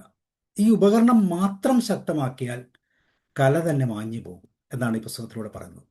അപ്പോൾ ലൈംഗികതയും പ്രേമവും സന്തുലിതമായിരിക്കണം. അതൊരു കലയിലെ ഒരു ഉപകരണമാണ്. ഉപകരണത്തെ വേണ്ട രീതിയിൽ ഉപയോഗിക്കുക. പക്ഷെ അതിന് കൂടുതൽ ശക്തി കൊടുക്കുമ്പോൾ നമ്മളിന്ന് കാണുന്ന പോലുള്ള ഒത്തിരി അരാജകത്വം സംഭവിക്കും എന്ന് വളരെ കൃത്യമായിട്ട് ഈ ബുക്കിലൂടെ പറയുകയാണ്. 12ാമത്തെ അധ്യായത്തിലേക്ക് വരുമ്പോൾ പ്രവർത്തനത്തിൻ്റെ ശക്തിയാണ്. എങ്ങനെയാണ് നമ്മൾ പ്രവർത്തിക്കേണ്ടത്, പ്രായോഗിക ജീവിതത്തിൽ എങ്ങനെയാണ്. ഭാഗം 4 മനസ്സിലൂടെ പ്രവർത്തനത്തിലൂടെ മനസ്സിനെ പ്രവർത്തനത്തിലൂടെ പരിശീലിപ്പിക്കുക. ഒരു എക്സ്പീരിയൻഷ്യൽ സെറ്റ് ബാക്കാണ് ഇവിടെ പറയുന്നത്. എങ്ങനെ പ്രായോഗികമാക്കാം? നമുക്ക് ഒരു ഉദാഹരണം നമുക്ക് പറയുന്നത്, ഒരാൾക്ക് ഉത്കണ്ഠയുണ്ടെങ്കിൽ ഒരു 10 മിനിറ്റ് നേരം ശ്വാസം ശ്രദ്ധിക്കുക. പ്രണവം, ഓങ്കാരം, ഒരു നമ്മൾ പറയാം പ്രകൃതിയുടെ ശബ്ദമാണെന്ന് പറയാം. അതുപോലെ അങ്ങനെയുള്ള ശബ്ദങ്ങൾ ധ്യാനത്തിന് വേണ്ടി ഉപയോഗിക്കുമ്പോൾ തീർച്ചയായിട്ടും ആ വൈബ്രേഷൻ നമ്മൾ പറയല്ലോ, ശ്വാസം ഒക്കെ എടുക്കുമ്പം ശബ്ദത്തോടു കൂടിയുള്ള ചില ധ്യാന അല്ലെങ്കിൽ വ്യായാമങ്ങൾ നമ്മൾ യോഗയിലൊക്കെ ചെയ്യുമ്പോൾ, ഭ്രമരി പോലുള്ള വ്യായാമങ്ങളൊക്കെ ചെയ്യുമ്പോൾ അസാധാരണമായ ഒരു ചേഞ്ച് നമ്മുടെ ജീവിതത്തിൽ സംഭവിക്കാറുണ്ട്. അപ്പം അങ്ങനെയുള്ള ധ്യാനം, ശബ്ദം, പ്രകൃതി ശബ്ദവുമായിട്ട് ലയിച്ച് നമ്മുടെ ശരീരത്തിൽ വരുന്ന എല്ലാ ശബ്ദങ്ങളും പ്രകൃതി ശബ്ദങ്ങൾ തന്നെയാണ്. അപ്പോൾ അതിനെ സ്വല്പം കൂടെ ഒന്ന് ട്രാക്ക് ചെയ്ത് ഗൈഡ് ചെയ്തൊക്കെ ഉപയോഗിക്കുന്നപ്പോഴും നന്നായിരിക്കും. മനസ്സിനെ പരിശീലിപ്പിക്കാനുള്ള ഒരു വഴിയെക്കുറിച്ച് ഈ ബുക്കിൽ ഇതെല്ലാം ലളിതമായി ഒരു ശ്വാസോഭ്യാസം. അപ്പോൾ ഇതിനെ 10 മിനിറ്റ് ഇരുന്ന് നിങ്ങളുടെ ശ്വാസത്തെ മാത്രം ശ്രദ്ധിക്കുക.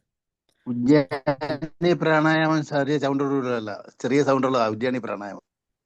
Yes sir, okay. 10 മിനിറ്റ് നേരം ഇരുന്ന് 10 മിനിറ്റ് നമുക്ക് ഇരിക്കാൻ പറ്റത്തില്ല, നമുക്കറിയാം. അങ്ങനെ ഇരുന്നാൽ നമ്മൾ ഉറങ്ങിപ്പോവുകയും ചെയ്യാനുള്ള സാധ്യതയുണ്ട്. പക്ഷേ നമ്മുടെ ശ്വാസത്തെ ശ്രദ്ധിക്കാനുള്ള ആ ഒരു പാർട്ടെങ്കിലും, അത് നമ്മൾ അറിയാതെ നടന്നു പോകുന്ന ഒരു കാര്യമാണ്. ഇപ്പം ശ്വാസത്തെ ശ്രദ്ധിക്കുക. മനസ്സ് മറ്റെവിടെയെങ്കിലുമൊക്കെ പോയാൽ സാവധാനം അതിനെ ശ്വാസത്തിലേക്ക് തിരികെ കൊണ്ടുവരിക. ഒരു ചെറിയ പരിശീലനം മനസ്സിനെ ശക്തിപ്പെടുത്തുകയും ശാന്തമാക്കുകയും ചെയ്യും. അപ്പം നമ്മുടെ മനസ്സിനെ നമ്മളുമായിട്ടൊന്ന് കണക്ട് ചെയ്ത് നിർത്താനുള്ള ആ ശ്വസനത്തിൻ്റെ ഒരു ചെറിയ താളം നമ്മൾ സൃഷ്ടിക്കുക. അപ്പോൾ പറഞ്ഞ പോലെ സന്തോഷം ഒരു അവസാന ലക്ഷ്യമല്ല, അത് മറിച്ച് ജീവിതത്തെ സമീപിക്കുന്ന ഒരു രീതിയാണ്. ഞാൻ പറഞ്ഞ ഒരു ലഗേജ് നമ്മൾ കൂടെ കൊണ്ടു നടക്കുന്ന ഒരു പാർട്ടാണ്. മനോഹരമായ ഒരു ഉപമ ഈ പുസ്തകത്തിൽ ദലൈലാമ പറയുന്നുണ്ട്. ഒരു പൂവിൻ്റെ ഉപമയാണ്. സന്തോഷം ഒരു പൂവിനെ പോലെയാണ്. പൂവ് മാത്രമല്ലല്ലോ, പൂവ് ഉണ്ടാകുമ്പോൾ അതിനകത്ത് കുറേ കാര്യങ്ങളുണ്ടല്ലോ. അതിന് വേരുകൾ ആവശ്യമാണ്. ദയ, സമവേദനത, ബുദ്ധി, ഇതെല്ലാം അതിൻ്റെ വേരുകളാണ്. വെള്ളം ആവശ്യമാണ്. പ്രവർത്തനം, പരിശീലനം, അതെല്ലാം വെള്ളമാണ്. അതുപോലെ സൂര്യപ്രകാശം ആവശ്യമാണ്. പോസിറ്റീവ് മനോഭാവം, അത് സൂര്യപ്രകാശത്തിന് തുല്യമാണ്. ഇതെല്ലാം കൂടെ ചേർന്ന് ഒത്തൊരുമിക്കുമ്പോഴാണ് ഒരു പൂ അല്ലെങ്കിൽ ഒരു സന്തോഷം വിടരുന്നത്. ഇപ്പോൾ ദയയും സമവേദനയും ബുദ്ധിയും പ്രവർത്തനവും പരിശീലനവും പോസിറ്റീവ് മനോഭാവം എല്ലാം കൂടെ ചേരുമ്പോഴാണ് ഒരു പൂ പോലെ മനോഹരമായ ഒരു സന്തോഷം നമ്മുടെ ഉള്ളിൽ വിരിയുന്നത്. അത് തീർച്ചയായിട്ടും നമ്മുടെ മുഖത്തൂടെ ശരീരത്തിൻ്റെ സംവേദനങ്ങളിലൂടെ നമുക്ക് പ്രകടിപ്പിക്കാൻ സാധിക്കും. ഇവിടെ പറയുന്നു, ഈ പുസ്തകം പറയുന്നത് ആർട്ട് ഓഫ് ഹാപ്പിനെസ് എന്നാണ്. സന്തോഷത്തിൻ്റെ കലയാണ്. സന്തോഷത്തിൻ്റെ കല. സന്തോഷം വലിയ സംഭവങ്ങളല്ല, മറിച്ച് ദൈനംദിന ജീവിതത്തിൽ ചെറിയ തിരഞ്ഞെടുപ്പുകളിൽ നിന്നുണ്ടാകുന്നതാണ്. നമ്മൾ ഇക്കിഗായി ഒക്കെ ശ്രദ്ധിച്ചു കാണാം. ജപ്പാൻ അവിടുത്തെ ഹാപ്പിനെസ് ഇൻഡെക്സുമായിട്ട് ബന്ധപ്പെട്ട് സന്തോഷത്തിൻ്റെ നാൾവഴികൾ നമ്മൾ നോക്കുമ്പോൾ ചെറിയ ചെറിയ സംഭവങ്ങളിലൂടെയാണ് അവരത് കെട്ടിപ്പടുന്നത്. നമ്മളൊറ്റ ദിവസം ഇങ്ങനെ ചാക്കി കിട്ടിയ പോലെ സന്തോഷം കൊണ്ട് കിട്ടും എന്ന് വിചാരിച്ച പല കാര്യങ്ങളും ചെയ്യുന്നുണ്ട്. അങ്ങനെയല്ല. ഇത് ദൈനംദിന ജീവിതത്തിൽ ചെറിയ ചെറിയ തിരഞ്ഞെടുപ്പുകൾ. ആ തിരഞ്ഞെടുപ്പുകളൊക്കെ നമ്മളുടെ പാഷൻ, അഭിനിവേശത്തിൻ്റെ തരത്തിലുള്ളതായിരിക്കണം. നമ്മളുടെ അടയാളം സൃഷ്ടിക്കാനുള്ള അങ്കി വേണം, സത്യസന്ധത വേണം, കമ്പാഷൻ വേണം, ഗ്രാറ്റിറ്റ്യൂഡ്, ഇതെല്ലാം ഉള്ള ഒരു തലമായിരിക്കണം എന്ന് പ്രത്യേകം ഓർമ്മിപ്പിക്കുകയാണ്. കോപമൊക്കെ വരുമ്പോൾ നമ്മൾ ചെയ്യുന്ന ഒരു പ്രായോഗികത ഇവിടെ പറയും, കോപിക്കാനുള്ളത് പകരം ശ്വാസം എടുക്കുക. കോപിക്കുന്നതിന് പകരം ശ്വാസം എടുക്കുക. കോപം വരുമ്പോൾ ശ്വാസം കൂട്ടിയെടുക്കുക. അപ്പോൾ കോപിക്കാനുള്ള അവസരം കുറയും. പരാജയത്തിൽ നിന്ന് ഒരു പാഠം കാണുക. മറ്റുള്ള വിജയത്തിൽ സന്തോഷിക്കുക. ക്ഷമിച്ച് മുന്നോട്ട് പോവുക. ഇതാണ് സന്തോഷത്തിൻ്റെ കലയുടെ അടിസ്ഥാനം. ഇതാണ് പ്രായോഗികമായ തിരഞ്ഞെടുപ്പുകൾ. കോപിക്കാനുള്ള അവസരം ഇഷ്ടംപോലെ വരും. അതുകൊണ്ട് ശ്വാസം കൂട്ടിയെടുക്കുക. പരാജയം എപ്പോഴും സംഭവിക്കാറുണ്ട്. കാരണം നമ്മുടെ എക്സ്പെക്റ്റേഷൻസ് കൂടി നിൽക്കുന്നു, പരാജയത്തിന് സാധ്യത കൂടും. അപ്പോൾ അതുകൊണ്ട് തന്നെ എന്ത് ചെയ്യും? പുതിയ പുതിയ പാഠങ്ങൾ ഉൾക്കൊള്ളുക. മറ്റുള്ള വിജയത്തെ സന്തോഷിക്കുക. നമ്മളെക്കാളും കൂടുതൽ മറ്റുള്ളവർ വിജയിക്കുന്നതുകൊണ്ടാണല്ലോ നമുക്ക് സന്തോഷം വരാത്തത്. അപ്പോൾ തീർച്ചയായിട്ടും അവരുടെ സന്തോഷത്തിൽ ആസ്വദിക്കുക, അവരെ കൃത്യമായിട്ട് റെക്കഗ്നൈസ് ചെയ്യുക. ദെൻ ക്ഷമിച്ച് മുന്നോട്ട് പോവുക. ചെറിയ ചെറിയ തിരഞ്ഞെടുപ്പുകൾ പ്രായോഗിക ജീവിതത്തിലെ സന്തോഷം എന്ന കലയിലേക്ക് നമ്മളെ എത്തിക്കും എന്ന് ഈ പുസ്തകത്തിൽ പറഞ്ഞു. സോ ഫൈനലി ഇങ്ങനെയാണ് എൻ്റെ പെർസ്പെക്റ്റീവ്. സന്തോഷം ഒരു കലയാണ്, മനസ്സിൻ്റെ ഒരു പരിശീലനം, കരുണയുടെ ഒരു കരുതൽ, മാനസിക ഒരു ഇന്നർ പീസ്, ഒരു നമ്മുടെ ലൈഫിൻ്റെ perspective, power of human connection. ഇവിടെ 6 കാര്യങ്ങൾ പറയുന്നുണ്ട്.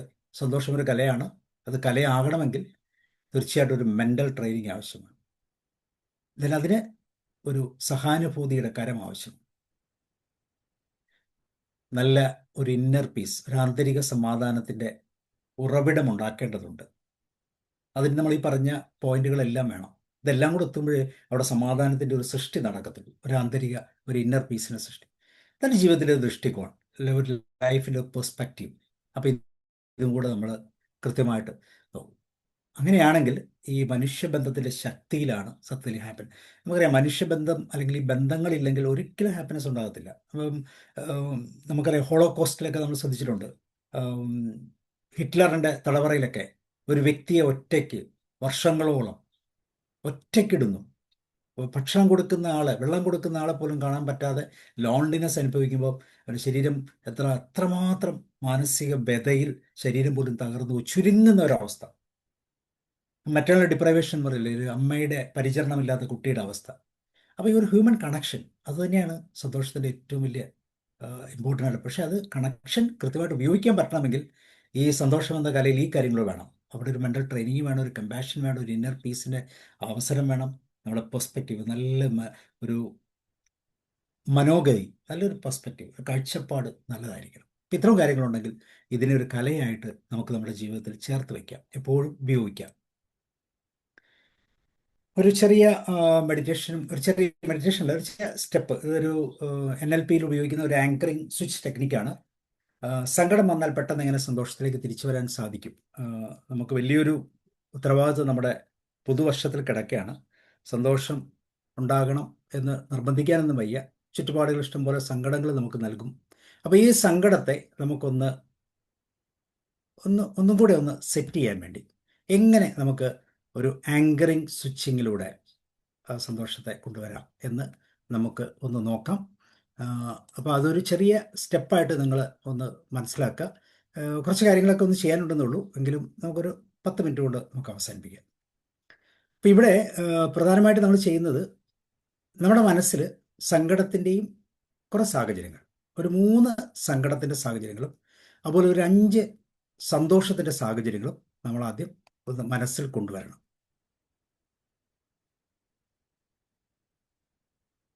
നമ്മുടെ ജീവിതത്തിൽ സംഭവിച്ചിട്ടുള്ള ചില പ്രശ്നങ്ങൾ, അല്ലെങ്കിൽ കഴിഞ്ഞ 25-ൽ നമുക്ക് സങ്കടമുണ്ടാക്കിയ ഒരു 3 സന്ദർഭങ്ങൾ നമ്മുടെ മനസ്സിലേക്ക് ഒന്ന് കൊണ്ടുവരിക. ജസ്റ്റ് ഒന്ന് കൊണ്ടുവരിക. 3 വരുന്നില്ലെങ്കിൽ 1, 2 സ്വിച്ച് ചെയ്യുമ്പോൾ നമുക്ക് അതിൻ്റെ അകത്ത് ആവശ്യം വരുന്നുണ്ട് എന്നുള്ളത് കൊണ്ടാണ്. അപ്പോൾ ആദ്യത്തെ പാർട്ട് അതാണ്. രണ്ടാമത്തെ പാർട്ടെന്ന് പറയുന്നത് മറക്കാൻ പറ്റാത്തതോ അല്ലെങ്കിൽ എന്തെങ്കിലും ഓർമ്മകൾ, ഒരു 3 പോയിന്റ്സ്, ഒരു 3 സങ്കടത്തിൻ്റെ ഓർമ്മകളും ഒരു 5 സന്തോഷത്തിൻ്റെ സാഹചര്യങ്ങൾ നമ്മളൊന്ന് മനസ്സിലൊന്ന് കൊണ്ടുവരിക. ശരീരത്തിൽ ഒരു ഏറ്റവും വലിയ പ്രത്യേകത, ശരീരത്തിലെ ഓരോ കോശങ്ങൾക്കും മെമ്മറി ഉണ്ടെന്നുള്ളതാണ്. ഓരോ കോശങ്ങൾക്കും മെമ്മറി ഉണ്ട്, മെമ്മറി സൂക്ഷിച്ചു വെക്കുന്നുണ്ട്. അതുകൊണ്ട് തന്നെ നമ്മളുടെ ശരീരത്തിൽ ഓരോ ടച്ചും ഓരോ ആങ്കറിങ്ങും കറക്റ്റായിട്ടുള്ള എഫേർട്ട് തരും, അല്ലെങ്കിൽ റിസൾട്ട് തരും എന്ന് വേണം നമ്മൾ ചിന്തിക്കാൻ. അപ്പോൾ അതുകൊണ്ട് നമ്മളുടെ ശരീരത്തിൽ നമ്മളൊരു പ്രത്യേക പോയിന്റിൽ ടച്ച് ചെയ്യുമ്പോൾ അത് പല പ്രാവശ്യം ആങ്കർ ചെയ്തിട്ടുണ്ടെങ്കിൽ തീർച്ചയായിട്ടും അതിൻ്റെ റിസൾട്ട് കൃത്യമായിട്ട് നമുക്ക് ലഭിക്കും എന്നുള്ളതാണ് ഈ ടെക്നിക്കിൻ്റെ പ്രത്യേകത. അപ്പോൾ ചെയ്യേണ്ടതാണ്, ഇടത് മിഡിൽ ഫിംഗറും വലത് മിഡിൽ ഫിംഗറുമാണ് നമ്മൾ ഉപയോഗിക്കുന്നത്. നമ്മൾ ആങ്കർ ചെയ്യാൻ ഉപയോഗിക്കുന്നത് മുട്ടിന് റൈറ്റ് സൈഡിലുള്ള ചെറിയൊരു, മുട്ടൊന്ന് തൊട്ട് നോക്കി അറിയാം, റൈറ്റ് സൈഡിൽ ചെറിയ ഒരു, റൈറ്റ് സൈഡ് മുന്നോട്ട് സ്വല്പം മുട്ടിൻ്റെ മുന്നിൽ റൈറ്റ് സൈഡിൽ ചെറിയൊരു കുഴി നമുക്ക് ഫിംഗറിലൊന്ന് നോക്കൂ. ലെഫ്റ്റ് മിഡിലും റൈറ്റ് മിഡിലും ഉപയോഗിച്ച് അവിടെ ചെറിയ കുഴി നമ്മൾ ശ്രദ്ധിച്ചിട്ടുണ്ടോ? ഉണ്ടല്ലോ, ഒരു ചെറിയ കുഴി. ഫ്രണ്ടിൽ അല്ല, സൈഡ്, ഫ്രണ്ട് റൈറ്റ് കോർണർ, അതുപോലെ തന്നെ ഫ്രണ്ട് ലെഫ്റ്റ് കോർണറിൽ ചെറിയ, നമ്മുടെ വിരൽ കൃത്യമായിട്ട് ഇരിക്കുമ്പോൾ കൃത്യമായിട്ട് പ്രസ് ചെയ്യുന്ന രീതിയിലുള്ള ഒരു ചെറിയ ഒരു കുഴി അവിടെ ഉണ്ട്. ഓക്കെ, ശ്രദ്ധിച്ചോളൂ. ഇതാണ് നമ്മുടെ ആങ്കറിങ് പോയിന്റ്. അപ്പോൾ ഇതൊന്ന് നമ്മളൊന്ന് മനസ്സിലാക്കുക. അതിൽ ഇടത് കൈ സാഡ് മെമ്മറിയും വലത് കൈ നമ്മൾ പോസിറ്റീവ് മെമ്മറിയും വെച്ച് ലോക്ക് ചെയ്യുമ്പോൾ ആ പോയിന്റ് കിട്ടി എന്ന് വിചാരിക്കുന്നു. ഓക്കെ, ഇനി നമ്മൾ ചെയ്യേണ്ടത്, നമ്മളുടെ മനസ്സിലേക്ക് ഈ അനുഭവങ്ങൾ നമ്മൾ കൊണ്ടുവരാൻ പോവുകയാണ്. പോസിറ്റീവ് മെമ്മറിയും അതുപോലെ തന്നെ നെഗറ്റീവ് മെമ്മറിയും സ്വിച്ച് ചെയ്യാനുള്ള ആ കാര്യങ്ങൾ കൊണ്ടുവരിക. അപ്പോൾ അത് നമ്മൾ നെഗറ്റീവായിട്ടുള്ള അനുഭവങ്ങളിലേക്ക് ഒന്ന് വരാം. മറക്കാൻ ആഗ്രഹിക്കുന്ന, വിട്ടുകളയാൻ ആഗ്രഹിക്കുന്ന, എന്നാൽ പറ്റാത്ത, ഒട്ടും ഓർക്കാൻ ആഗ്രഹിക്കാത്ത എന്തെങ്കിലുമൊക്കെ സങ്കടം, ഭയം, കുറ്റബോധം, നിരാശ, ഡിപ്രഷൻ, വിഷാദം, ഉത്കണ്ഠ, ഇങ്ങനെയുള്ള എന്തെങ്കിലും കാര്യങ്ങൾ, സന്തോഷം, ഒരു വികാരം ഒന്ന് മനസ്സിൽ കൊണ്ടുവരിക. നമ്മൾ ഈ കഴിഞ്ഞ വർഷം നമ്മൾ അനുഭവിച്ചിട്ടുള്ള ഏതെങ്കിലും ഒരു പ്രോബ്ലം നമ്മൾ മനസ്സിൽ കൊണ്ടുവരിക. സാറേ പോയിന്റിനെ പറ്റി ഒന്നുകൂടെ പറഞ്ഞേ സാറേ. നമ്മൾ ഇരിക്കുമ്പം മുട്ടിൻ്റെ ലെഫ്റ്റ് സൈഡിലും റൈറ്റ് സൈഡിലും നമ്മുടെ വിരൽ വെച്ച് കഴിഞ്ഞാൽ ചെറിയൊരു കുഴി പോലെ ഒരു പോയിന്റ് കാണുന്നില്ലേ? ഫ്രണ്ടിലായിട്ട് ഒരു കാലിലാണ് ഇരു കാലിലാണ് ഇടത്ത് മിഡിൽ ഫിംഗർ ഇടത്ത് കാലിലും വലത് മിഡിൽ ഫിംഗർ വലത് കാലിലും. Okay okay thank you sir. Okay okay. അപ്പോൾ ഈ ഒരു ഒന്നാമത്തെ ആ പോയിന്റ് ഒന്ന് ഓർക്കുക. അന്ന് മാനസികമായിട്ടുണ്ടാകും ഒരു ഭയമാകാം, സങ്കടമാകാം, കുറ്റബോധമാകാം, നിരാശയാകാം, ഡിപ്രഷനാകാം, ഏതാണെങ്കിലും മനസ്സിലുള്ളത് അതിനെ ഒന്ന് ശ്രദ്ധിക്കുക.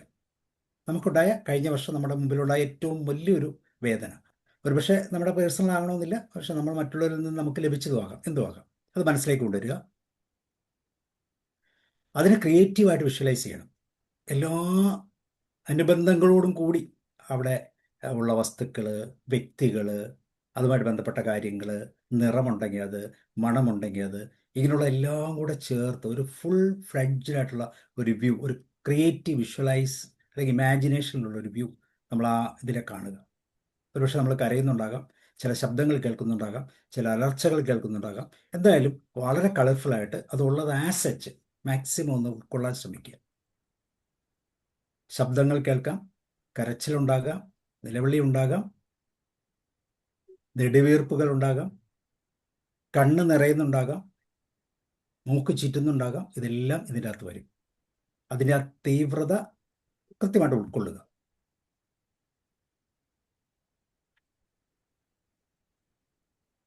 അതിനെ അതേപോലെ തന്നെ നമ്മുടെ ആ വിഷമത്തെ അതുപോലെ തന്നെ മനസ്സിൽ കാണുക. ക്രിയേറ്റീവ് വിഷ്വൽസ്, ഇതിൻ്റെ മണം, സാഹചര്യങ്ങൾ, ചുറ്റുമുള്ള ആളുകൾ, വ്യക്തികൾ, ഇതിൻ്റെ എല്ലാ സാഹചര്യങ്ങളും അതുപോലെ തന്നെ ഒന്ന് റീക്രിയേറ്റ് ചെയ്യുക. എന്നിട്ട് പതുക്കെ അതിൻ്റെ ആ തീവ്രതയൊന്ന് കുറയ്ക്കുക. അതൊരു ബ്ലാക്ക് ആൻഡ് വൈറ്റിൽ കാണുന്നത് പോലെ, ഒരു ഷാഡോയിൽ കാണുന്നത് പോലെ, ഒരു സന്ധ്യയിലെ വെളിച്ചത്തിൽ, മങ്ങിയ വെളിച്ചത്തിൽ കാണുന്നത് പോലെ പതുക്കെ അതിൻ്റെ ഇൻറ്റൻസിറ്റി ഒന്ന് കുറച്ച് കൊണ്ടുവരും. തീവ്രത കുറച്ച് കൊണ്ടുവരും. സ്വല്പം അകലെ നിന്ന് കാണുന്നത് പോലെ, മങ്ങിയ വെളിച്ചത്തിൽ കാണുന്നത് പോലെ, ശബ്ദം തന്നെ ഒരു പരുപരുത്ത് വിട്ട രീതിയിൽ, എന്ന് വെച്ചാൽ ക്ലാരിറ്റി കുറഞ്ഞ് ശബ്ദം മുറിഞ്ഞു കേൾക്കുന്നു, അകന്നു പോകുന്നു, ഇങ്ങനെയുള്ള രീതിയിലേക്ക് നമ്മൾ അതിനെ ഒന്ന് കൊണ്ടുവരും.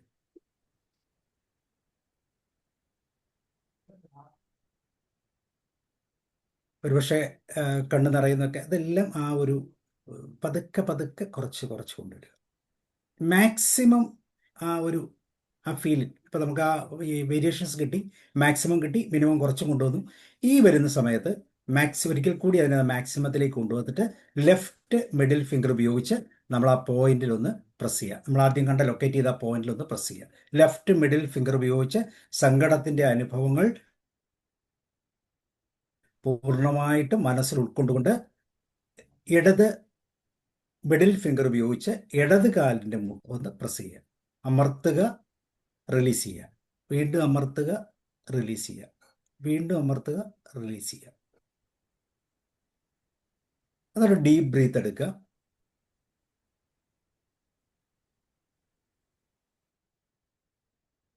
ഡീപ്പ് ബ്രീത്ത് എടുക്കുക. 3 പ്രാവശ്യം ഡീപ്പ് ബ്രീത്ത് എടുക്കുക. സാവകാശം കണ്ണുകൾ അടച്ചിട്ടുണ്ടെങ്കിൽ തുറക്കുക. എന്നിട്ട് പെട്ടെന്ന് നോക്കുക, നിങ്ങളുടെ നിയോജക മണ്ഡലം അല്ലെങ്കിൽ നിങ്ങളുടെ ഈ പഞ്ചായത്തിൽ ആരാണിത് ജയിച്ചതെന്ന് പെട്ടെന്ന് ഓർക്കാമോ? നിങ്ങളുടെ പഞ്ചായത്തിൽ ഇലക്ഷൻ ജയിച്ച ആളുടെ പേര് ഓർക്കുന്നു, ഒന്ന് പെട്ടെന്ന് ഓർക്കാമോ? അയാൾ നിങ്ങളുടെ മുമ്പിൽ വന്നെങ്കിൽ നിങ്ങൾ എങ്ങനെയാണ് ഒരു കൺഗ്രാജുലേഷൻ കൊടുക്കുന്നതെന്ന് ചിന്തിക്കാവോ? നിങ്ങളുടെ കഴിഞ്ഞ വർഷത്തെ ഏറ്റവും ബെസ്റ്റ് ആയിട്ടുള്ള ടൂറിൻ്റെ ആ സീൻ ഒന്ന് ഓർക്കാമോ? ഏത് സ്ഥലത്താണ് പോയതെന്ന് ഓർക്കാമോ?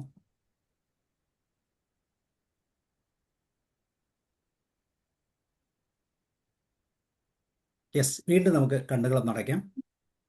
ഒരു 3 പ്രാവശ്യം ദീർഘശ്വാസം എടുക്കുക. നമ്മളൊരു ബ്രേക്ക് തന്നു, അതിനുശേഷം വീണ്ടും ഒന്ന് ആ പ്രോസസ്സ് ഒന്നുകൂടെ റീസ്റ്റാർട്ട് ചെയ്യാണ്. കണ്ണടയ്ക്കാം, ദീർഘശ്വാസം എടുക്കാം. ഇനി സന്തോഷകരമായ 5 കാര്യങ്ങൾ നമ്മുടെ മനസ്സിലേക്ക് കൊണ്ടുവരാൻ പോവുകയാണ്. ആദ്യത്തെ ഏറ്റവും സന്തോഷകരമായ ഒരനുഭവം നമ്മൾ ആദ്യം മനസ്സിൽ കൊണ്ടുവരിക. ഏറ്റവും സന്തോഷകരമായ ഒരു അനുഭവം മനസ്സിൽ കൊണ്ടുവരിക. നമ്മൾ ആദ്യം കണ്ട പോലെ മാക്സിമം വിഷ്വലൈസ് ചെയ്ത് ആ സന്തോഷത്തിൻ്റെ ആ ഫീലിംഗ് എല്ലാം മനസ്സിൽ ഉൾക്കൊണ്ടുകൊണ്ട് വളരെ സന്തോഷത്തോടെ കണ്ണുനീര് വരാം, പൊട്ടിച്ചിരിയിടാം, കൈകൾ പൊക്കാം, സന്തോഷത്തെ എല്ലാം മനസ്സിൽ കാണുക. ഫിസിക്കൽ വേണ്ട, എല്ലാം മനസ്സിൽ കാണുക. ആ സന്തോഷത്തിൻ്റെ അനുഭവം അസാധാരണമായ ഒരു അനുഭവം. മറ്റുള്ളവരുടെ അപ്രീസിയേഷൻ ആകാം, ചില നേട്ടങ്ങളാകാം, അംഗീകാരമാകാം, മറ്റുള്ളവരുടെ വാക്കുകളാകാം. എന്താണ് നമ്മൾ മനസ്സിൽ കാണുന്നത്? അത് കറക്റ്റ് വിഷ്വലൈസ് ചെയ്ത് മാക്സിമം എത്തിക്കഴിയുമ്പോൾ നമ്മൾ ആദ്യം ചെയ്ത പോലെ തന്നെ റൈറ്റ് സൈഡിലുള്ള മുട്ടിൻ്റെ ആ പോയിന്റിലേക്ക് വലതിൻ്റെ മിഡിൽ ഫിംഗർ ഉപയോഗിച്ച് പ്രസ് ചെയ്യുക.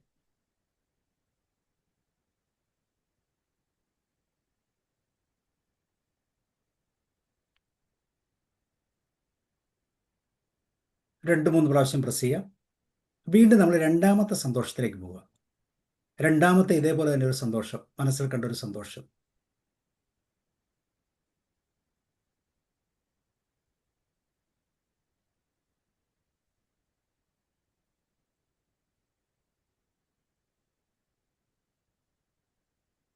ആ സന്തോഷം മനസ്സിൽ ഉൾക്കൊണ്ടുകൊണ്ട് 2 വിരലും ലെഫ്റ്റും റൈറ്റും നമ്മൾ ഒരേപോലെ പ്രസ് ചെയ്യും. ഒരു 3 പ്രാവശ്യം പ്രസ് ചെയ്യും. സന്തോഷം മനസ്സിൽ കണ്ടുകൊണ്ട് വലതും വിരലും ഇടത് വിരലും നമ്മൾ ആ സ്പോട്ടിൽ പ്രസ് ചെയ്യുക. ഒരു 3 പ്രാവശ്യം പ്രസ് ചെയ്യുക. എന്നിട്ടൊന്ന് ഒരു ദീർഘശ്വാസം എടുക്കുക. വീണ്ടും മനസ്സിലേക്ക് മൂന്നാമത്തെ സന്തോഷത്തിൻ്റെ അനുഭവം കൊണ്ടുവരിക. മൂന്നാമത്തെ സന്തോഷത്തിൻ്റെ അനുഭവം കൊണ്ടുവരിക. മാക്സിമം വിഷ്വലൈസ് ചെയ്യുക. ആ ഡീറ്റെയിലിങ്സ് എല്ലാം നമ്മുടെ മനസ്സിൽ വരട്ടെ. മാക്സിമം പീക്കിലെത്തുമ്പോൾ 2 വിരലും ഇടത് മിഡിൽ ഫിംഗറും റൈറ്റ് മിഡിൽ ഫിംഗറും ഇടതിലും വലതിലും ഒരേപോലെ തന്നെ പ്രസ് ചെയ്യുക. 3 പ്രാവശ്യം പ്രസ് ചെയ്യുക.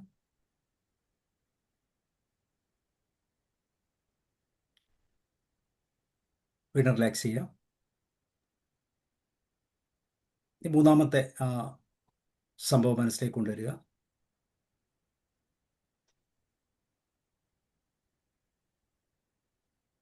വിഷ്വലൈസ് ചെയ്യുക. 2 വിരലും മാക്സിമം പീക്കിലെത്തുമ്പോൾ 2 സൈഡിലും പ്രസ് ചെയ്യുക. 3 പ്രാവശ്യം.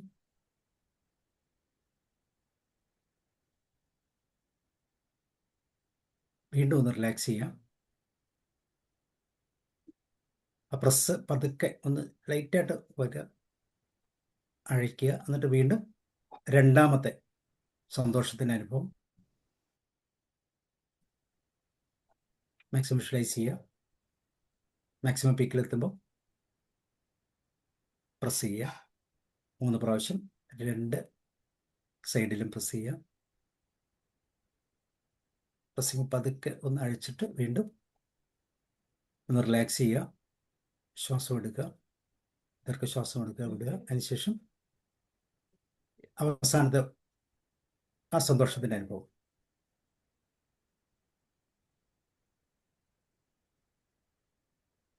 മാക്സിമം പീക്കിലെത്തിക്കുക.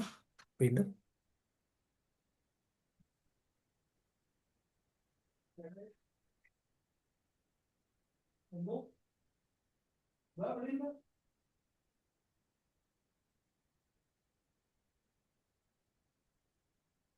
ഇപ്പം നമ്മൾ ഏകദേശം ഒരു ആങ്കറിങ് പ്രോസസ്സ് ചെയ്ത് കഴിഞ്ഞു. ലെഫ്റ്റ് സൈഡിൽ നമ്മളുടെ നെഗറ്റീവാണ്. അവിടെ നമ്മൾ 3 പറഞ്ഞെങ്കിലും ഒരെണ്ണമേ ഉപയോഗിച്ചുള്ളൂ.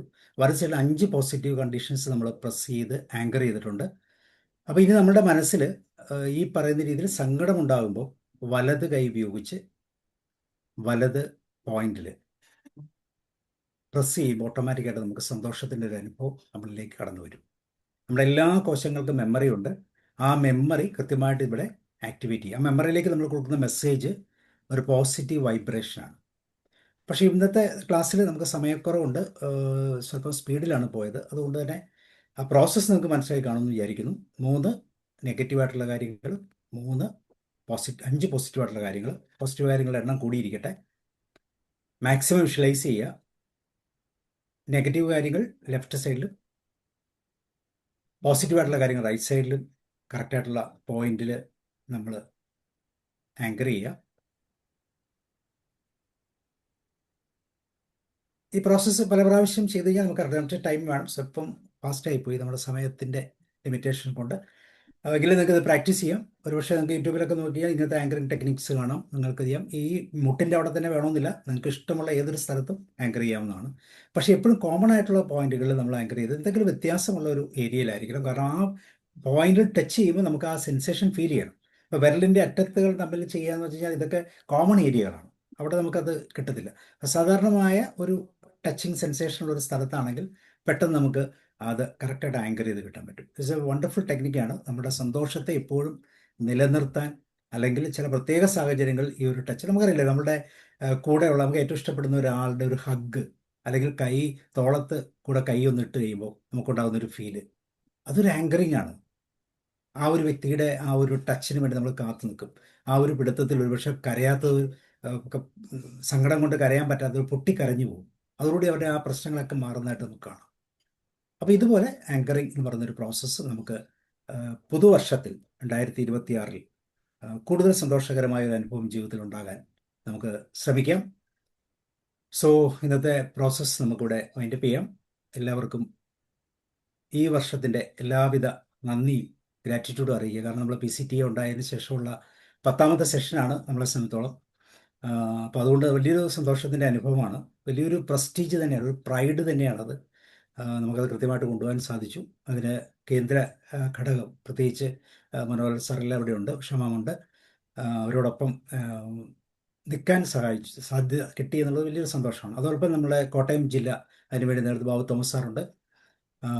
അതുപോലെ ബാക്കിയുള്ളവരെല്ലാവരും വളരെ നല്ല ഒരു കരുതലാണ് ഈ ഒരു വിഷയവുമായി ബന്ധം. അതിലെനിക്കും വളരെ ചാരിതാർത്ഥ്യമുണ്ട്. അപ്പോൾ ഈ വർഷത്തെ ഏറ്റവും വലിയൊരു സന്തോഷത്തിൻ്റെ അനുഭവമായിട്ട് ഞാനിതിനെ കാണുകയാണ്. അതിന് നിങ്ങൾ നൽകിയ എല്ലാ സ്നേഹത്തിനും കരുതലിനും ഈ സഹകരണത്തിനും എല്ലാം നിശ്ചയമായി നന്ദി പറയുന്നു. അടുത്ത വർഷം 2026 അസാധാരണമായ മുന്നേറ്റങ്ങൾ നമ്മുടെ ജീവിതത്തിൽ ഉണ്ടാകട്ടെ, കൂട്ടായ്മയിൽ ഉണ്ടാകട്ടെ എന്നുള്ള ഒരു വലിയ സന്തോഷവും കൂടെ പങ്കിട്ടുകൊണ്ട് ഞാൻ നിർത്തുന്നു. So thank you very much. Manohar sir തുടങ്ങിയോളൂ.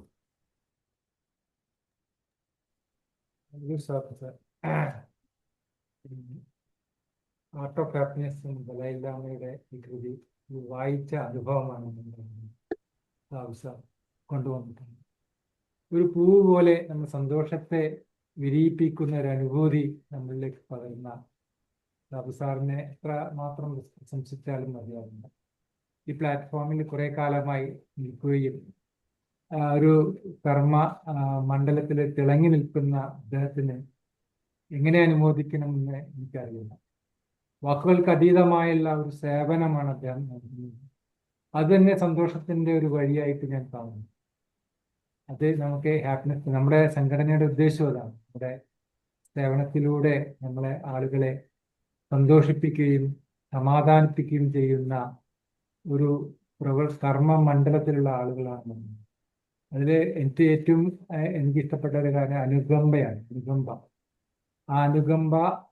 അനുകമ്പ കമ്പാഷൻ ഒരു ജീവിതത്തിൽ എപ്പോഴും ആവശ്യമാണെന്ന രീതിയിലുള്ള ഒരു സന്ദേശം നമുക്ക് ഇതിലൂടെ ലഭിക്കുന്നു. അത് തന്നെ ഒരു ജീവിതത്തിലെ 2025 നമുക്ക് ഇങ്ങനെയുള്ള പല അനുഭവങ്ങളിലൂടെ നമ്മൾ കടന്നു പോകുന്ന NLP ടെക്നിക്കുകളും അതിലൂടെ നമുക്ക് സന്തോഷം നേടിയെടുക്കാനുള്ള പ്രഷർ പോയിന്റ്സ് എന്ന് ഞാൻ ഇതിന് പറയാം.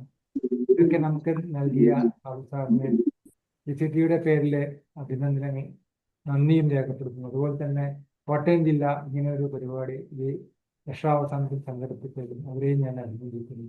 പുതിയൊരു വർഷത്തേക്ക് നമുക്ക് വളരെ പ്രതീക്ഷയോടെ നോക്കാം. പ്രതീക്ഷകളാണല്ലോ നമ്മളെ ജീവിപ്പിക്കുന്നത്. ആ പ്രതീക്ഷകൾ എന്നും പൂക്കട്ടെ, സന്തോഷം പോലെ പൂവിരിയട്ടെ നിങ്ങളുടെ മനസ്സിൽ.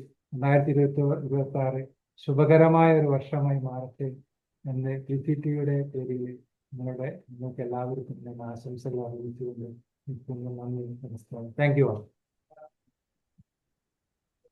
Thank you sir. ഉഷാമ്മ പറയും. Thank you sir. Thank you so much. PCTയെ സംബന്ധിച്ചിടത്തോളം ഇന്ന് വളരെയധികം സന്തോഷമുള്ള ദിവസമാണ്, അതുപോലെ തന്നെ അഭിമാനമുള്ള ദിവസം കൂടിയാണ്. PCTയെ കോട്ടയം 10ാമത്തെ സെഷനാണ് അവതരിപ്പിക്കുന്നത്. തീർച്ചയായിട്ടും ഉപാധികളില്ലാതെ സ്നേഹിക്കുക എന്ന് നമ്മൾ എപ്പോഴും കേട്ടിട്ടുണ്ട്. പക്ഷെ ഉപാധികളില്ലാതെ സേവനം ചെയ്യുക എന്നുള്ള ഒരു മാതൃക കൂടിയാണ് സാബു സാറ് ഈ ഒരു പ്രവർത്തനങ്ങളിലൂടെ നമുക്ക് കാണിച്ചു തരുന്നത്.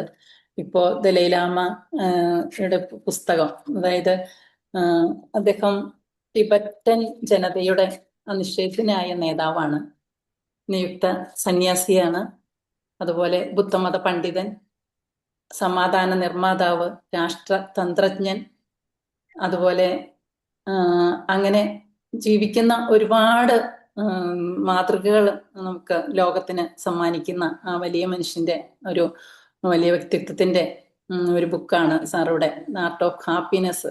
ഇന്നത്തെ ജീവിതത്തിൽ ഏറ്റവും പ്രസക്തമായി കൊണ്ടിരിക്കുന്ന ഒരു ടോപ്പിക്കാണ്.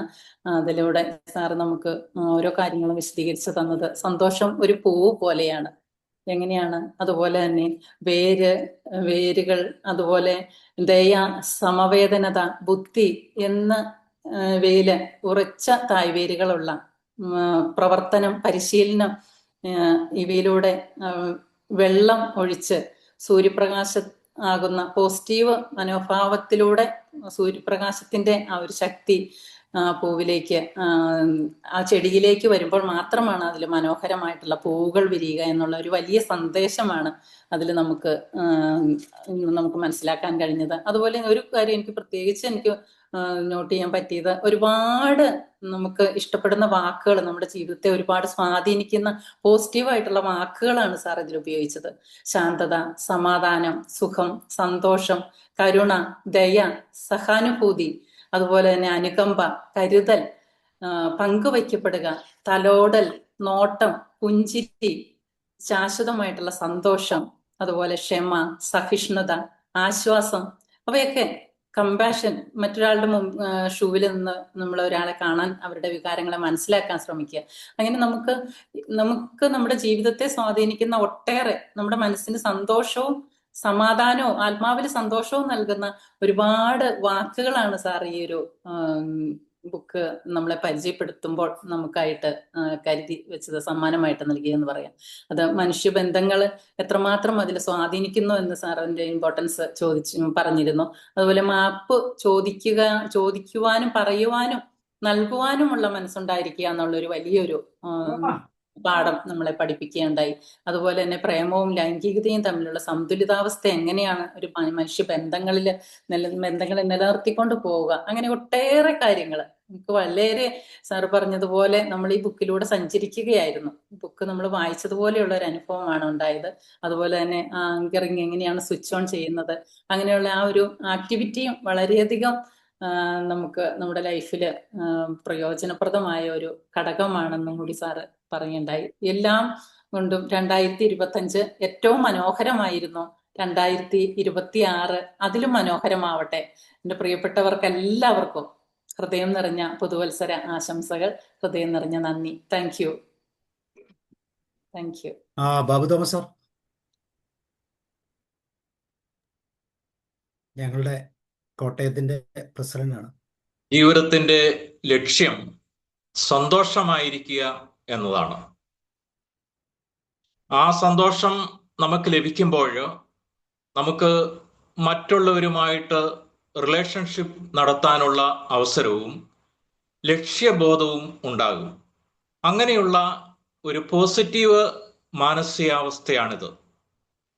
സാറ് വിശദമായി ദ ആർട്ട് ഓഫ് ഹാപ്പിനെസ്സിനെ കുറിച്ച് സംസാരിക്കുകയുണ്ടായി.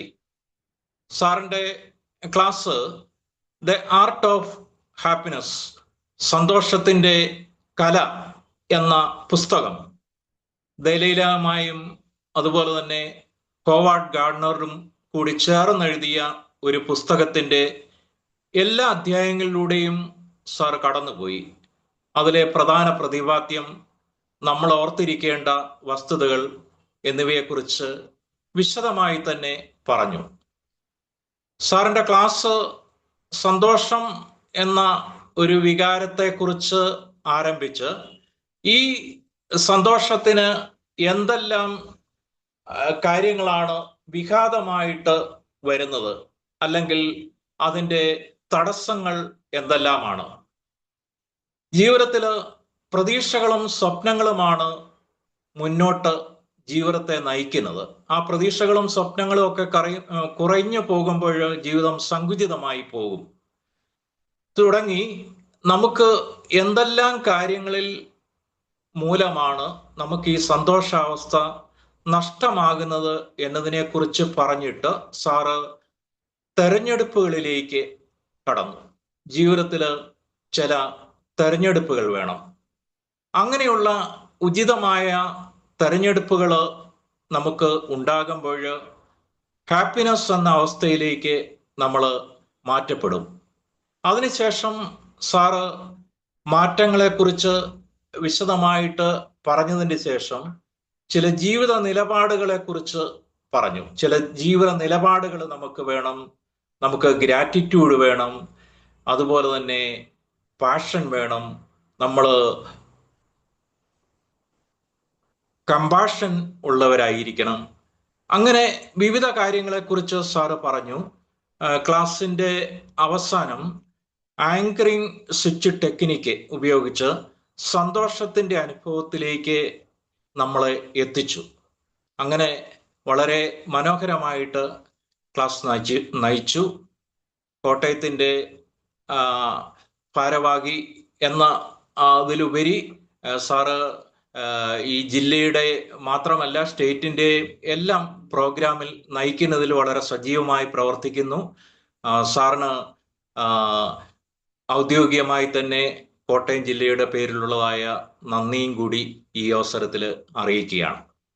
സാറ് പുതുവത്സരത്തെക്കുറിച്ച് പറഞ്ഞു. ഞാൻ നിർത്തുന്നതിന് മുമ്പ് ഒരുപക്ഷെ കോട്ടയം ജില്ല നടത്തുന്ന ഈ പ്രോഗ്രാം നമ്മുടെ പുതുവത്സരത്തിന് മുമ്പുള്ള ഒരു പ്രോഗ്രാം തന്നെയാണ്.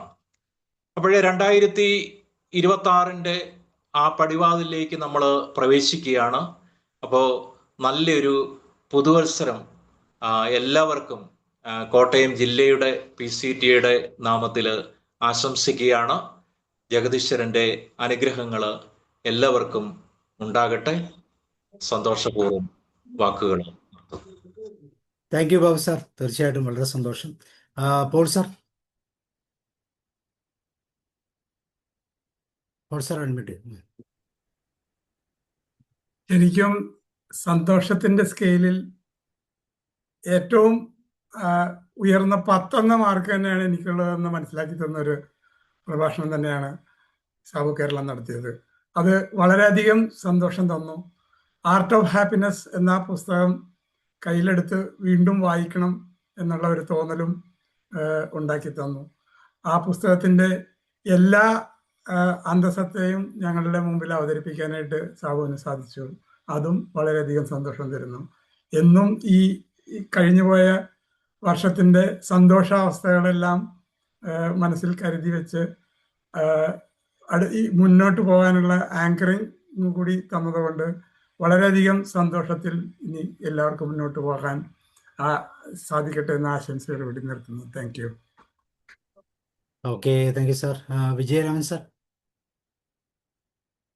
ഓക്കെ, എനിക്ക് വളരെ കൂടുതലാണ് പറയാനുള്ളത്. അതായത് 2025 ഞാൻ അറ്റൻഡ് ചെയ്ത ഏറ്റവും അധികം റിസോഴ്സ്ഫുൾ ആയ ക്ലാസ്സുകളിൽ ഒന്നാണ് കേട്ടത്. സന്തോഷമുണ്ട് കേട്ടത്. അതായത് ഒരുപാട് നല്ല ഇൻഫർമേഷൻസ്. ഈ സന്തോഷം എന്നുള്ള സബ്ജക്റ്റിനെ കുറിച്ച് ഞാൻ ഒരുപാട് ഗവേഷണം നടത്തിയ മനുഷ്യനും കൂടിയാണ്. അപ്പൊ ഞാൻ പരിസ്ഥിതി പഠിച്ച സമയത്ത് നമുക്ക് 2 തരത്തിലുള്ള പരിസ്ഥിതി ഉണ്ട്. ഒന്ന് ആന്തരിക പരിസ്ഥിതിയും ബാഹ്യ പരിസ്ഥിതിയും. അപ്പൊ ബാഹ്യ പരിസ്ഥിതിയുടെ ചേഞ്ച് ആന്തരിക പരിസ്ഥിതിയെ ബാധിക്കുന്നു. അത് നമ്മുടെ സന്തോഷം കെടുത്തുന്നു. അതായത് ഒരു ഹോമിയോസ്റ്റാസിസ് ഉണ്ട് മനുഷ്യ ശരീരത്തിന്, ജൈവ സിസ്റ്റത്തിന്. 11ഓളം പ്രാഥമിക സിസ്റ്റംസും അതിന് ബന്ധപ്പെട്ട ഒരു സന്തോഷം നിലനിർത്തുന്ന ഒരു സിസ്റ്റം നമ്മുടെ അകത്ത് തന്നെ ഉണ്ട്. അതിന് എതിരായിട്ട് ബാഹ്യ പരിസ്ഥിതിയിൽ മാറ്റങ്ങൾ വരുമ്പോൾ അതിനനുസരിച്ച് അത് നിയന്ത്രിക്കാനുള്ള സമയം നമുക്ക് തന്നെ ഉണ്ട്. അത് എങ്ങനെ നമ്മൾ നിയന്ത്രിക്കുന്നതനുസരിച്ച് സന്തോഷം നമുക്ക് ഉണ്ടാവുന്നത്. അതാണ് ഇപ്പൊ സാർ പറഞ്ഞത്. So it was A very very very nice class. Thank you lot. ഈ അടുത്ത കൊല്ലത്തേക്ക് ഒരു ഇതായി എന്താ പറയാ ബാങ്ക് ബാലൻസ് ആയി. Thank you lot. Thank you sir. Roy sir.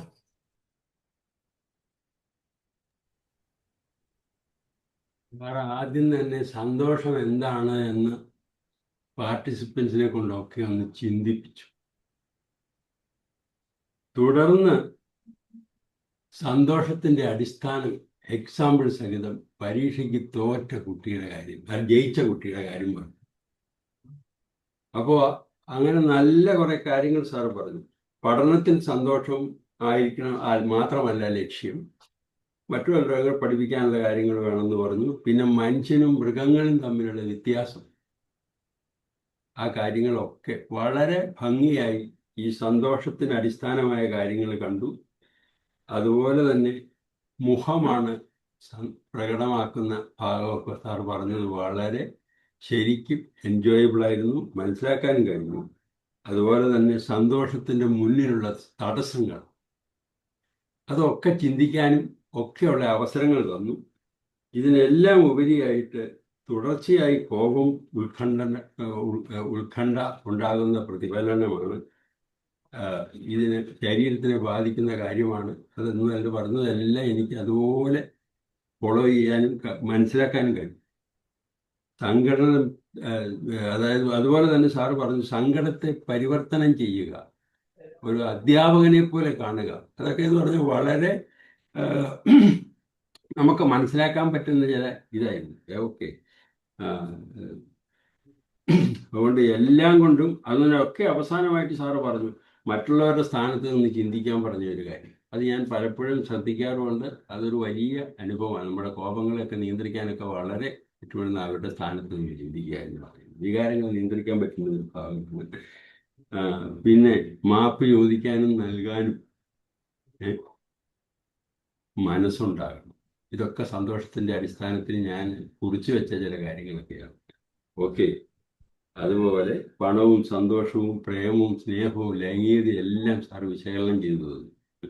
അങ്ങനെ കോപിക്കാതെ പരാജയത്തിൽ പാഠം കാണുക, മറ്റുള്ളവരുടെ സന്തോഷത്തിൽ സന്തോഷിക്കുക.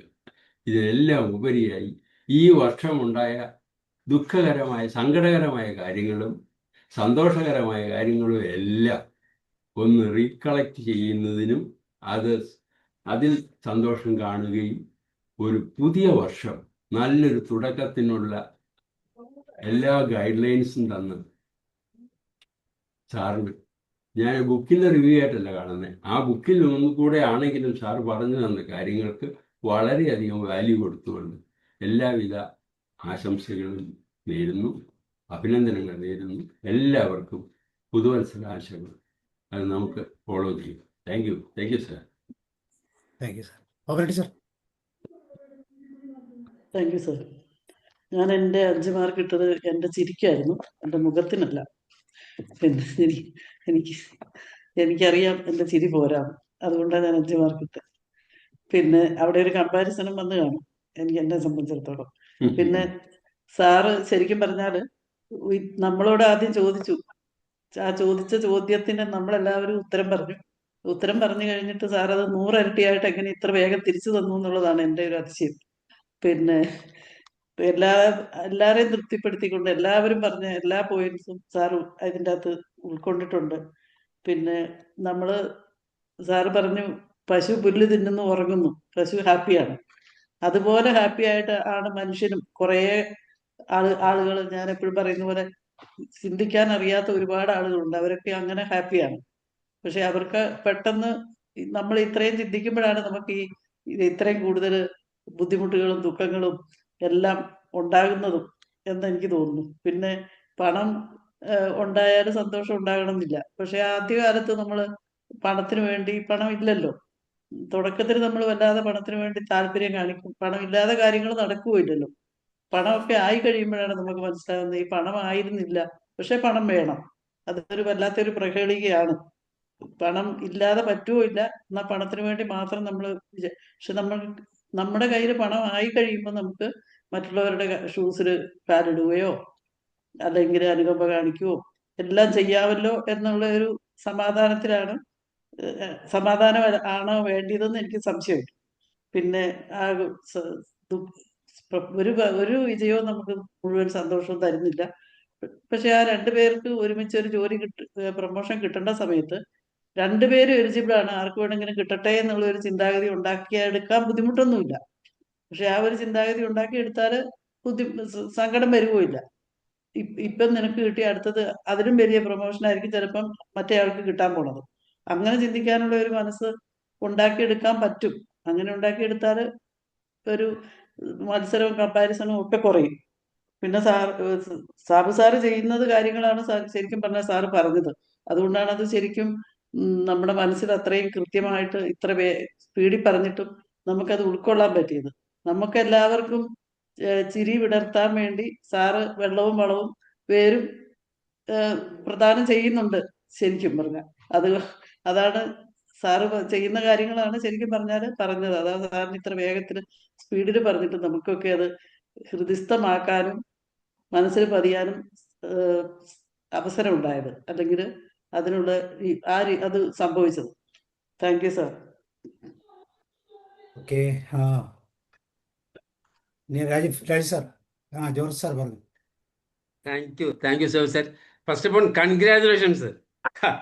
എന്താ പറയണ, പെരുവെള്ളം തുറന്നു വിട്ടതുപോലെ ആയിരുന്നു ഒരു 1.5 മണിക്കൂറായിട്ട്. എത്ര ശ്വാസം വിടാതെയല്ലേ മുഴുവൻ ഇങ്ങനെ കെട്ടഴിച്ചു വിട്ടുകൊണ്ടിരുന്നത്. സാറിന് അത് അമിതമായി 85 സ്ലൈഡ് മറ്റേ ഉണ്ടായിരുന്നു, അത് മുഴുവൻ തീർക്കണമെന്നുണ്ടായിരുന്നു, പക്ഷെ സമയം കിട്ടിയില്ല. വളരെ വിഭവസമ്മർദ്ദം, അതാണ് ഒരു കുറഞ്ഞ സമയം കൊണ്ട് സാറത് ഒത്തിരി കൊണ്ടുവന്നു.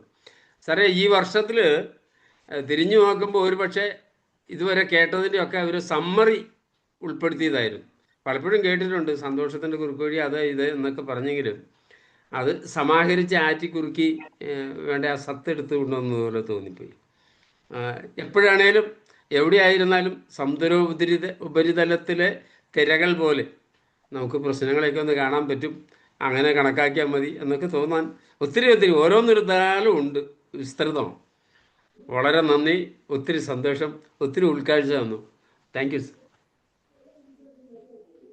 Okay sir, thank you. Raj sir പറയും. Happiness is not something ready-made. It comes from your actions. ദലൈലാമയുടെ തന്നെ കോട്ടാണ്. ദലൈലാമ എന്ന് പറയുന്ന ഏറ്റവും കൂടുതൽ ഇപ്പോഴത്തെ ദലൈലാമ ഏറ്റവും കൂടുതൽ കാലം ദലൈലാമയായിരുന്ന വ്യക്തിയാണ്. അതായത് ബുദ്ധമതത്തിൻ്റെ ഏറ്റവും ഉന്നതമായ പദവി, ഏറ്റവും കൂടുതൽ വർഷം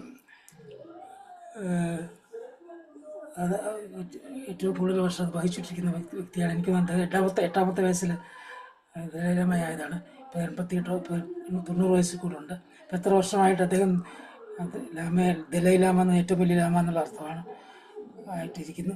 അദ്ദേഹത്തിൻ്റെ ഒരുപാട് ചിന്തകൾ നമ്മൾ കേൾക്കാറുണ്ട്. ആർട്ട് ഓഫ് ഹാപ്പിനെസ് എന്ന് പറയുന്നത് ആർട്ട് ഓഫ് ലൈഫ് തന്നെയാണ്. നമ്മുടെ ജീവിതത്തിൻ്റെ ലക്ഷ്യം എന്ന് പറയുന്നത് സന്തോഷമാണ്, അല്ലാതെ വിജയമല്ല. This happiness comes from our actions. അദ്ദേഹം പറഞ്ഞു, the purpose of our life is happiness, is to be happy. The purpose of our life is to be happy എന്ന് അദ്ദേഹം പറഞ്ഞിട്ടുണ്ട്. അപ്പോൾ അദ്ദേഹം ഉപയോഗിച്ചിട്ടുള്ളത് യോഗയും ഇപ്പോൾ മെഡിറ്റേഷനും ഒക്കെയാണ്. അദ്ദേഹം പറയുന്നുണ്ട്, 7 വയസ്സുള്ള 8 വയസ്സുള്ള കുട്ടികളെ എൻ്റെ അടുക്കൽ കൊണ്ടുവരിക. ഞാൻ ഈ ഒരു തലമുറ കൊണ്ട് തന്നെ ലോകം മുഴുവൻ സമാധാനം ഉണ്ടാക്കാൻ സാധിക്കും. അതായത് അവരെ യോഗയും ധ്യാനവും പഠിപ്പിച്ചു കഴിഞ്ഞാൽ തീർച്ചയായും ഈ ലോകം മുഴുവൻ സമാധാനം ഉണ്ടാക്കാൻ സാധിക്കുന്നത്. ഇപ്പോൾ ദലൈലാമ ഉപയോഗിച്ചതായിട്ടുള്ള വഴികളാണ് സാബു സാർ എന്ന് പറഞ്ഞത്. അദ്ദേഹം എഴുതിയ പുസ്തകം വളരെ ഭംഗിയായിട്ട്, വളരെ റിലവൻ്റ് ആയിട്ടുള്ള, അല്ലെങ്കിൽ വളരെ നമുക്ക് അനുകരിക്കാവുന്ന ഒരു പുസ്തകമാണ്. പുസ്തകം വായിക്കാനുള്ള പ്രചോദനം സാർ തന്നിരിക്കുകയാണ്. തീർച്ചയായിട്ടും വളരെ പെട്ടെന്ന് പറഞ്ഞു പോയെങ്കിലും അതിൻ്റെ എല്ലാ അന്തസത്തകളും മനസ്സിലാക്കുവാനായിട്ട് സാധിച്ചു. കൂടുതലായിട്ട് ഞാനൊന്നും പറയുന്നില്ല, മറ്റുള്ളവരെല്ലാം പറഞ്ഞതാണ്. Thank you very much. Back to Sabu sir.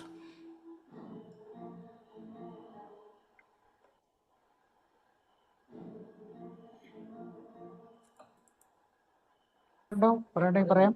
ശോഭനമ്മ കോട്ടയത്തിന്റെ ശോഭനമ്മ പറഞ്ഞിട്ടുണ്ടല്ലോ, മാമിന് ഷെയർ ചെയ്യാലോ.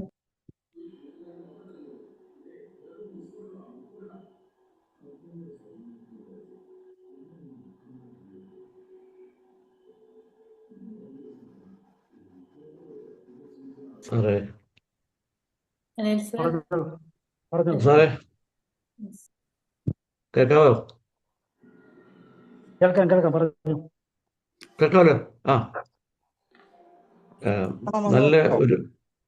നല്ല ക്ലാസ്സാണ്. സാറിനുള്ള അഭിനന്ദനങ്ങൾ ഞാൻ അറിയിക്കുകയാണ്. സാർ ഒരു പുസ്തകമാണ് ഇവിടെ അവതരിപ്പിച്ചെങ്കിലും സാറ് അത് മുഴുവൻ വായിച്ച് സ്വന്തമായ ശൈലിയിൽ സാറിൻ്റെ ആശയങ്ങൾക്ക് അതിലൂടെ ഒഴിഞ്ഞിറങ്ങിക്കൊണ്ടാണ് സാർ അത് സംസാരിച്ചത്. എന്തായാലും നമ്മളെല്ലാവരോടും ക്ഷമിക്കണം. അതുപോലെ എല്ലാവരോടും നന്ദി പറയുമ്പോൾ തന്നെ മനസ്സിനൊരു സുഖം വരും. അതുപോലെ തന്നെ നമുക്ക് അൺകണ്ടീഷണൽ ലവ്, ഇതും സാറെടുത്ത് പറയുന്നുണ്ട്. പുസ്തകത്തിൽ കൂടി പറഞ്ഞു വരുമ്പോഴും ഈ കാര്യങ്ങളൊക്കെ വരുന്നു. നമുക്ക് സെൽഫ് ലവ് വേണം, സെൽഫ് എസ്റ്റീം വേണം, എങ്കിലേ നമുക്ക് സന്തോഷം ഉണ്ടാവുള്ളൂ. മറ്റുള്ളവരുടെ വിഷമങ്ങളിൽ നമ്മൾ അലിവ് തോന്നുക, ദയ തോന്നുക, അവരുടെയൊക്കെ ഉന്നമനം കൂടെ നമ്മൾ മനസ്സിൽ കാണുക. മറ്റുള്ളവർ സന്തോഷിക്കുമ്പോൾ നമ്മളും സന്തോഷിക്കാൻ പഠിക്കണം. ഇങ്ങനെ എല്ലാ കാര്യങ്ങളും, സന്തോഷത്തിൻ്റെ കലകളെല്ലാം സാറ് നല്ല രീതിയിൽ തന്നെ പറഞ്ഞു. അതിൽ സന്തോഷത്തിലേക്ക് ഉള്ള തടസ്സങ്ങൾ എന്തൊക്കെയാണ്, ആ സന്തോഷത്തിലേക്കുള്ള വഴികൾ എന്താണ്, ഇതെല്ലാം സാർ നല്ല വിശദമായിട്ട് ഇവിടെ സംസാരിക്കുകയുണ്ടായി. നല്ലൊരു ക്ലാസ് ആയിരുന്നു. നമുക്കെല്ലാവർക്കും കൂടി ഇനിയും എനിക്ക് മനസ്സിലാക്കാൻ കിടക്കുന്നു, അതെല്ലാം ഒന്ന് മനസ്സിലാക്കണം. അതുപോലെ തന്നെ സാർ ലാസ്റ്റ് ഇവിടെ ആങ്കറിങ് ടെക്നിക്കും ഒക്കെ പറഞ്ഞു. ഇതെല്ലാം നല്ല അടിപൊളിയായിരുന്നു. നല്ല ക്ലാസ് ആയിരുന്നു. സാറിന് congratulations. Okay, thank U.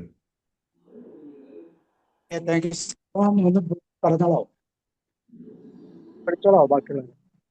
Hello സാറേ, പറഞ്ഞോട്ടെ? ശോഭനമ്മ പറയും. ഓക്കെ, എല്ലാവർക്കും നമസ്കാരം. നല്ല ഒരു വിഭവസമൃദ്ധമായ സദ്യ കഴിച്ച ഒരു സംതൃപ്തി എന്ന് പറഞ്ഞാല് എന്താണ്, സാറ് ഒരു ഒറ്റ ഇരിപ്പിൽ ഒരു പുസ്തകം വായിച്ച് അത് ഭംഗിയായിട്ട് ഒരു ലെറ്റർ, ഒരു സെന്റൻസ് പോലും വിടാതെ വായിച്ച് ഒരു അനുഭൂതി ഉണ്ടാക്കിയെടുത്തു.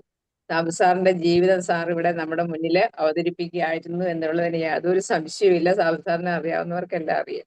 എന്തായാലും മനുഷ്യ ജീവിതത്തിൽ എങ്ങനെ സന്തോഷം ഉണ്ടാക്കാമെന്നും ഈ സങ്കടങ്ങളെയൊക്കെ എങ്ങനെ സന്തോഷമാക്കി മാറ്റാമെന്നും അതൊരു കലയാണെന്നും അത് പരിശീലനത്തിലൂടെ അല്ലെ കരുണയിലൂടെ അല്ലെങ്കിൽ ഇന്നർ പീസിലൂടെ നമുക്ക് എമ്പതറ്റിക്കായി അതെങ്ങനെ നേടിയെടുക്കാമെന്നും എല്ലാം സാറ് വ്യക്തമായിട്ട്, സാറിനെ എങ്ങനെ അഭിനന്ദിക്കണം എന്നറിയില്ല, വാക്കുകളില്ല. അപ്പൊ കോപത്തെ എങ്ങനെ നിയന്ത്രിക്കാം, അല്ലെങ്കിൽ നമുക്ക് എങ്ങനെ പരാജയത്തെ വിജയമാക്കാം, എല്ലാം ഈ ഒരു കുറഞ്ഞ സമയം കൊണ്ട് സാറ് ഞങ്ങൾക്ക് പഠിപ്പിച്ചു തന്നു എന്ന് പറയുന്നതിലാണ് അതിന്റെ ആ ഒരു വലിയ വലിപ്പം, മഹിമ ഉണ്ടാവുന്നത്. അപ്പോൾ ഈ വരും വർഷം എന്തായാലും ദൈനംദിന ജീവിതത്തിലെ ചെറിയ ചെറിയ തിരഞ്ഞെടുപ്പുകളിലൂടെ നമുക്ക് എല്ലാവർക്കും സന്തോഷം കണ്ടെത്താം. അതിന് ജഗദീശ്വരൻ ഇടയാക്കട്ടെ എന്ന പ്രാർത്ഥനയോടെ നിർത്തുന്നു. Okay, thank you ma'am. Thank you. Mohandas sir ഉണ്ടോ? കുഞ്ഞോയ് മാസ്റ്റർ ആരാണ്? വേറെ ആരെങ്കിലും? അത് സാറിന്റെ ക്ലാസ് 2025 ഏറ്റവും മനോഹരമായ ക്ലാസ്സാണ്. ഇതുവരെ കുറേ ദിവസമായി സാറിന്റെ ക്ലാസ് കേട്ടിട്ട്. നല്ലൊരു ഒഴുക്ക് പോലെ സാറിനോട് നെല്ലിയാമ്പതിയിൽ പോയ ആ ഒരു സന്തോഷ നിമിഷങ്ങളാണ് ഓർത്തെടുത്തത്. ഉടനെയുള്ള യാത്രയിലും അവിടെ ഉള്ള ഒരു ദിവസം താമസത്തിലും തിരിച്ചുള്ളതിലും വളരെ ഒരു പോസിറ്റീവായിട്ടുള്ള ഒരു എനർജിയും, സാറ് തന്നെയാണ് സന്തോഷങ്ങൾ മറ്റുള്ളവർക്ക് പകർന്നു കൊടുക്കുന്ന ആ രീതിയും ഞങ്ങൾ അസൂയപ്പെട്ടിട്ടുണ്ട്. എന്നാൽ അത് ഈ ഇയർ എൻഡിങ്ങിൽ അത് ഒന്നുകൂടി റീവൈൻഡ് ചെയ്യാനും അടുത്ത കൊല്ലത്തേക്കുള്ള ഒരു പ്രിപ്പറേഷനായിട്ട് അത് കൊണ്ടുപോകാനും സഹായിച്ചത് വളരെ സന്തോഷമുണ്ട്. അഭിനന്ദനങ്ങൾ. സാറിനോടൊപ്പം സഞ്ചരിക്കുന്ന ഭാഗ്യം ഉണ്ടല്ലോ എന്നുള്ളൊരു ഇതാണ് വേറൊരു അനുഭൂതി. തീർച്ചയായിട്ടും സാറിനോടൊപ്പം തന്നെ ഇനി എല്ലാ ക്ലാസ്സുകളിലും അറ്റൻഡ് ചെയ്യാൻ തന്നെ ശ്രമിക്കുന്നുണ്ട്. നന്ദി sir. Thank you sir. Sir പറഞ്ഞത് കേട്ടപ്പോ സാറിന്റെ തന്നെ വാക്കുകളിൽ കൂടി പറഞ്ഞു കഴിഞ്ഞാൽ നമ്മൾ ജീവിച്ചിരുന്നു എന്നുള്ളതിന് അടയാളങ്ങൾ രേഖപ്പെടുത്തിക്കൊണ്ട് പോകാൻ നമുക്ക് കഴിയട്ടെ. മറ്റുള്ളവരുടെ മനസ്സിൽ, ചുറ്റുമുള്ളവരിൽ അടയാളങ്ങൾ രേഖപ്പെടുത്താൻ കഴിയട്ടെ എന്നുള്ള വാക്കുകളാണ് എനിക്കിപ്പോൾ ഓർമ്മ വരുന്നത്. Thank you sir. Thank you Mohandas sir. ആരാ? വിക്ടർ ജോർജ് ഉണ്ടോ? വിക്ടർ സാർ ഉണ്ടോ? Vincent sir?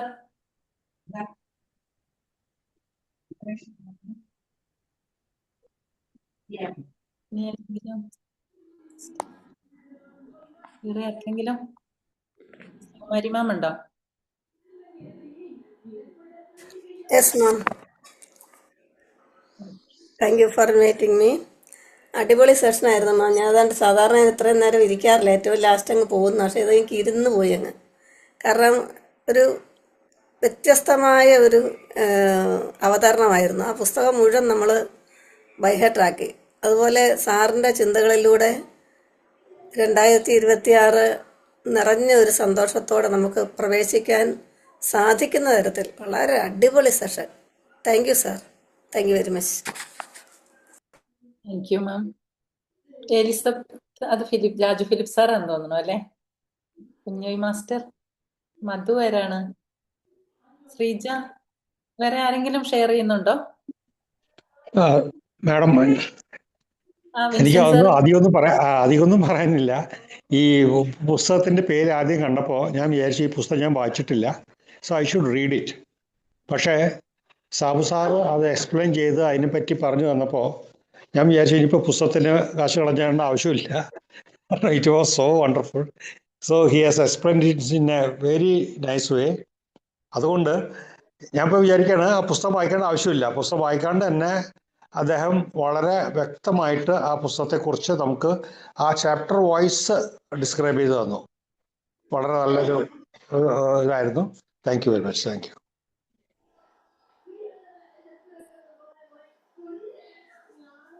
Thank you sir. ഇനി ആരെങ്കിലും? ശ്രീജ ആരാണ്? ശ്രീജ സുരേഷ്, വേറെ ആരെങ്കിലും ഷെയർ ചെയ്യുന്നുണ്ടോ? കുഞ്ഞോയ് മാസ്റ്റർ ഒന്നും പറഞ്ഞില്ലല്ലോ. ഞാൻ ശ്രീജ, കോട്ടയത്തു നിന്നാണ്. ഞാൻ ഫസ്റ്റ് ടൈമാണ് ഇതിൽ കയറിയത്. സാറിന്റെ ക്ലാസ്സിൽ ഞാൻ ഡ്യൂട്ടിയിലായിരുന്നു, റെയിൽവേ സ്റ്റാഫാണ്, ഡ്യൂട്ടിയിലായിരുന്നു. അപ്പൊ എനിക്ക് ആദ്യമേ ഞാൻ സാറിന്റെ അടുത്ത് ക്ഷമ ചോദിക്കുന്നു, ഞാൻ ഫുള്ള് കേട്ടില്ലായിരുന്നു. അപ്പം എനിക്ക് പക്ഷെ ഞാൻ ഇന്നൊരു ഭയങ്കര ഒരു സങ്കടത്തിലായിരുന്നു. കാര്യം എന്ന് വെച്ചാൽ എന്റെ കൂടെയുള്ള ആൾക്കാരൊക്കെ പ്രൊമോഷനായിട്ട് പോയി. അപ്പൊ അതിലൊരാള് ഇന്ന് ഗാർഡായിരുന്നു. ഇന്ന് എന്റെ ഫ്രണ്ടിൽ കൂടി കടന്നു പോകുമ്പോൾ എനിക്കിന്ന് ഒരു ഭയങ്കര സങ്കടമായിരുന്നു. എനിക്ക് പറ്റിയില്ലല്ലോ എന്നുള്ളൊരു സങ്കടമായിരുന്നു. കറക്റ്റ് ഞാൻ ആ സാറിന്റെ ആ സെഷൻ മാത്രമേ കേട്ടുള്ളൂ. ഇനി അടുത്തത് യൂട്യൂബിൽ വരുന്നു പ്രതീക്ഷിക്കുന്നു. ഇപ്പൊ എനിക്ക് അതിനൊരു ക്ലാരിറ്റി വന്നു. എനിക്ക് അതിലും നല്ലത് കിട്ടാനുണ്ട്. അതിന്റെ അടുത്ത അതിലും നല്ല ഇതിനു വേണ്ടി ഞാൻ പ്രിപ്പയർ ചെയ്യുന്നുണ്ട്. പക്ഷെ എനിക്ക് അത് കേട്ടപ്പോൾ സന്തോഷമായി. Thank you sir. ലൈവായിട്ട് ഇങ്ങനെ ഒരു എക്സ്പീരിയൻസ് കേട്ടപ്പോൾ ഭയങ്കര സന്തോഷം കേട്ടോ. ശ്രീജിക്ക് എല്ലാ അനുഗ്രഹങ്ങളും ഉണ്ടാവട്ടെ. അതുപോലെ തന്നെ ആഗ്രഹങ്ങളൊക്കെ സഫലീകരിക്കപ്പെടുന്ന ഒരു വർഷം ആവട്ടെ 2026 എന്ന് ഞങ്ങളുടെ എല്ലാവരുടെയും ആശംസകളും. Thank you. Thank you. അതുപോലെ പറഞ്ഞ പോലെ സമുദ്രങ്ങള്, അലകളില്ലാത്ത സമുദ്രങ്ങളെ നോക്കുമ്പോൾ നമുക്ക് എന്താ അല്ലെ, പ്രശ്നങ്ങൾ എപ്പോഴും സമുദ്രത്തിലെ തിരമാലകൾ പോലെ തന്നെയാണ്. പക്ഷെ അവയെ നമ്മള് പ്രശ്നങ്ങള് ആയിട്ട് തന്നെ കാണുകയും അവയ്ക്ക് പരിഹാരം കണ്ടെത്തുകയൊക്കെ ചെയ്യുന്ന എല്ലാ കാര്യങ്ങളും സാർ ഇതിനകത്ത് ഉൾക്കൊള്ളിച്ചിരുന്നു. ധാരാളം ഉപമകളിലൂടെ നമ്മുടെ ജീവിതത്തിൽ പ്രാവർത്തികമാക്കേണ്ട നമ്മളുടെ കാഴ്ചപ്പാടുകൾ എങ്ങനെയാണ് വളരെ മനോഹരമായിട്ട് നമ്മുടെ ജീവിതത്തിൽ കൊണ്ടുപോകാൻ പറ്റുന്നതെന്നൊക്കെ സാറ് പറഞ്ഞു തന്നു. എല്ലാവർക്കും പ്രയോജനപ്പെട്ടു എന്നറിഞ്ഞതിൽ ഒരുപാട് സന്തോഷം. വീണ്ടും ഒരിക്കൽ കൂടി ഞങ്ങളുടെ എല്ലാവരുടെയും അഭിനന്ദനങ്ങൾ ഒരിക്കൽ കൂടി സാബു സാറിന് നൽകുന്നു. ഇനി ആർക്കെങ്കിലും എന്തെങ്കിലും പറയാനുണ്ടോ? എല്ലാരും സംസാരിച്ചോ? ആർക്കെങ്കിലും? ഓക്കെ, അപ്പൊ നമുക്ക് വൈൻഡപ്പ് ചെയ്യാം. കുഴപ്പമില്ല. ഓക്കെ, ഞാനും ഒരു സിനിമ കാണാൻ പോവാണ്, അതുകൊണ്ടാണ്. സിനിമയ്ക്ക് പോവാണോ? Okay, all the best. എല്ലാം മായ. എല്ലാം മായ, എല്ലാം മായ ആവട്ടെ. സർവം മായ. ഓക്കെ, അപ്പൊ എല്ലാ ആശംസകളും. Happy new year. Good night sir. Happy new year.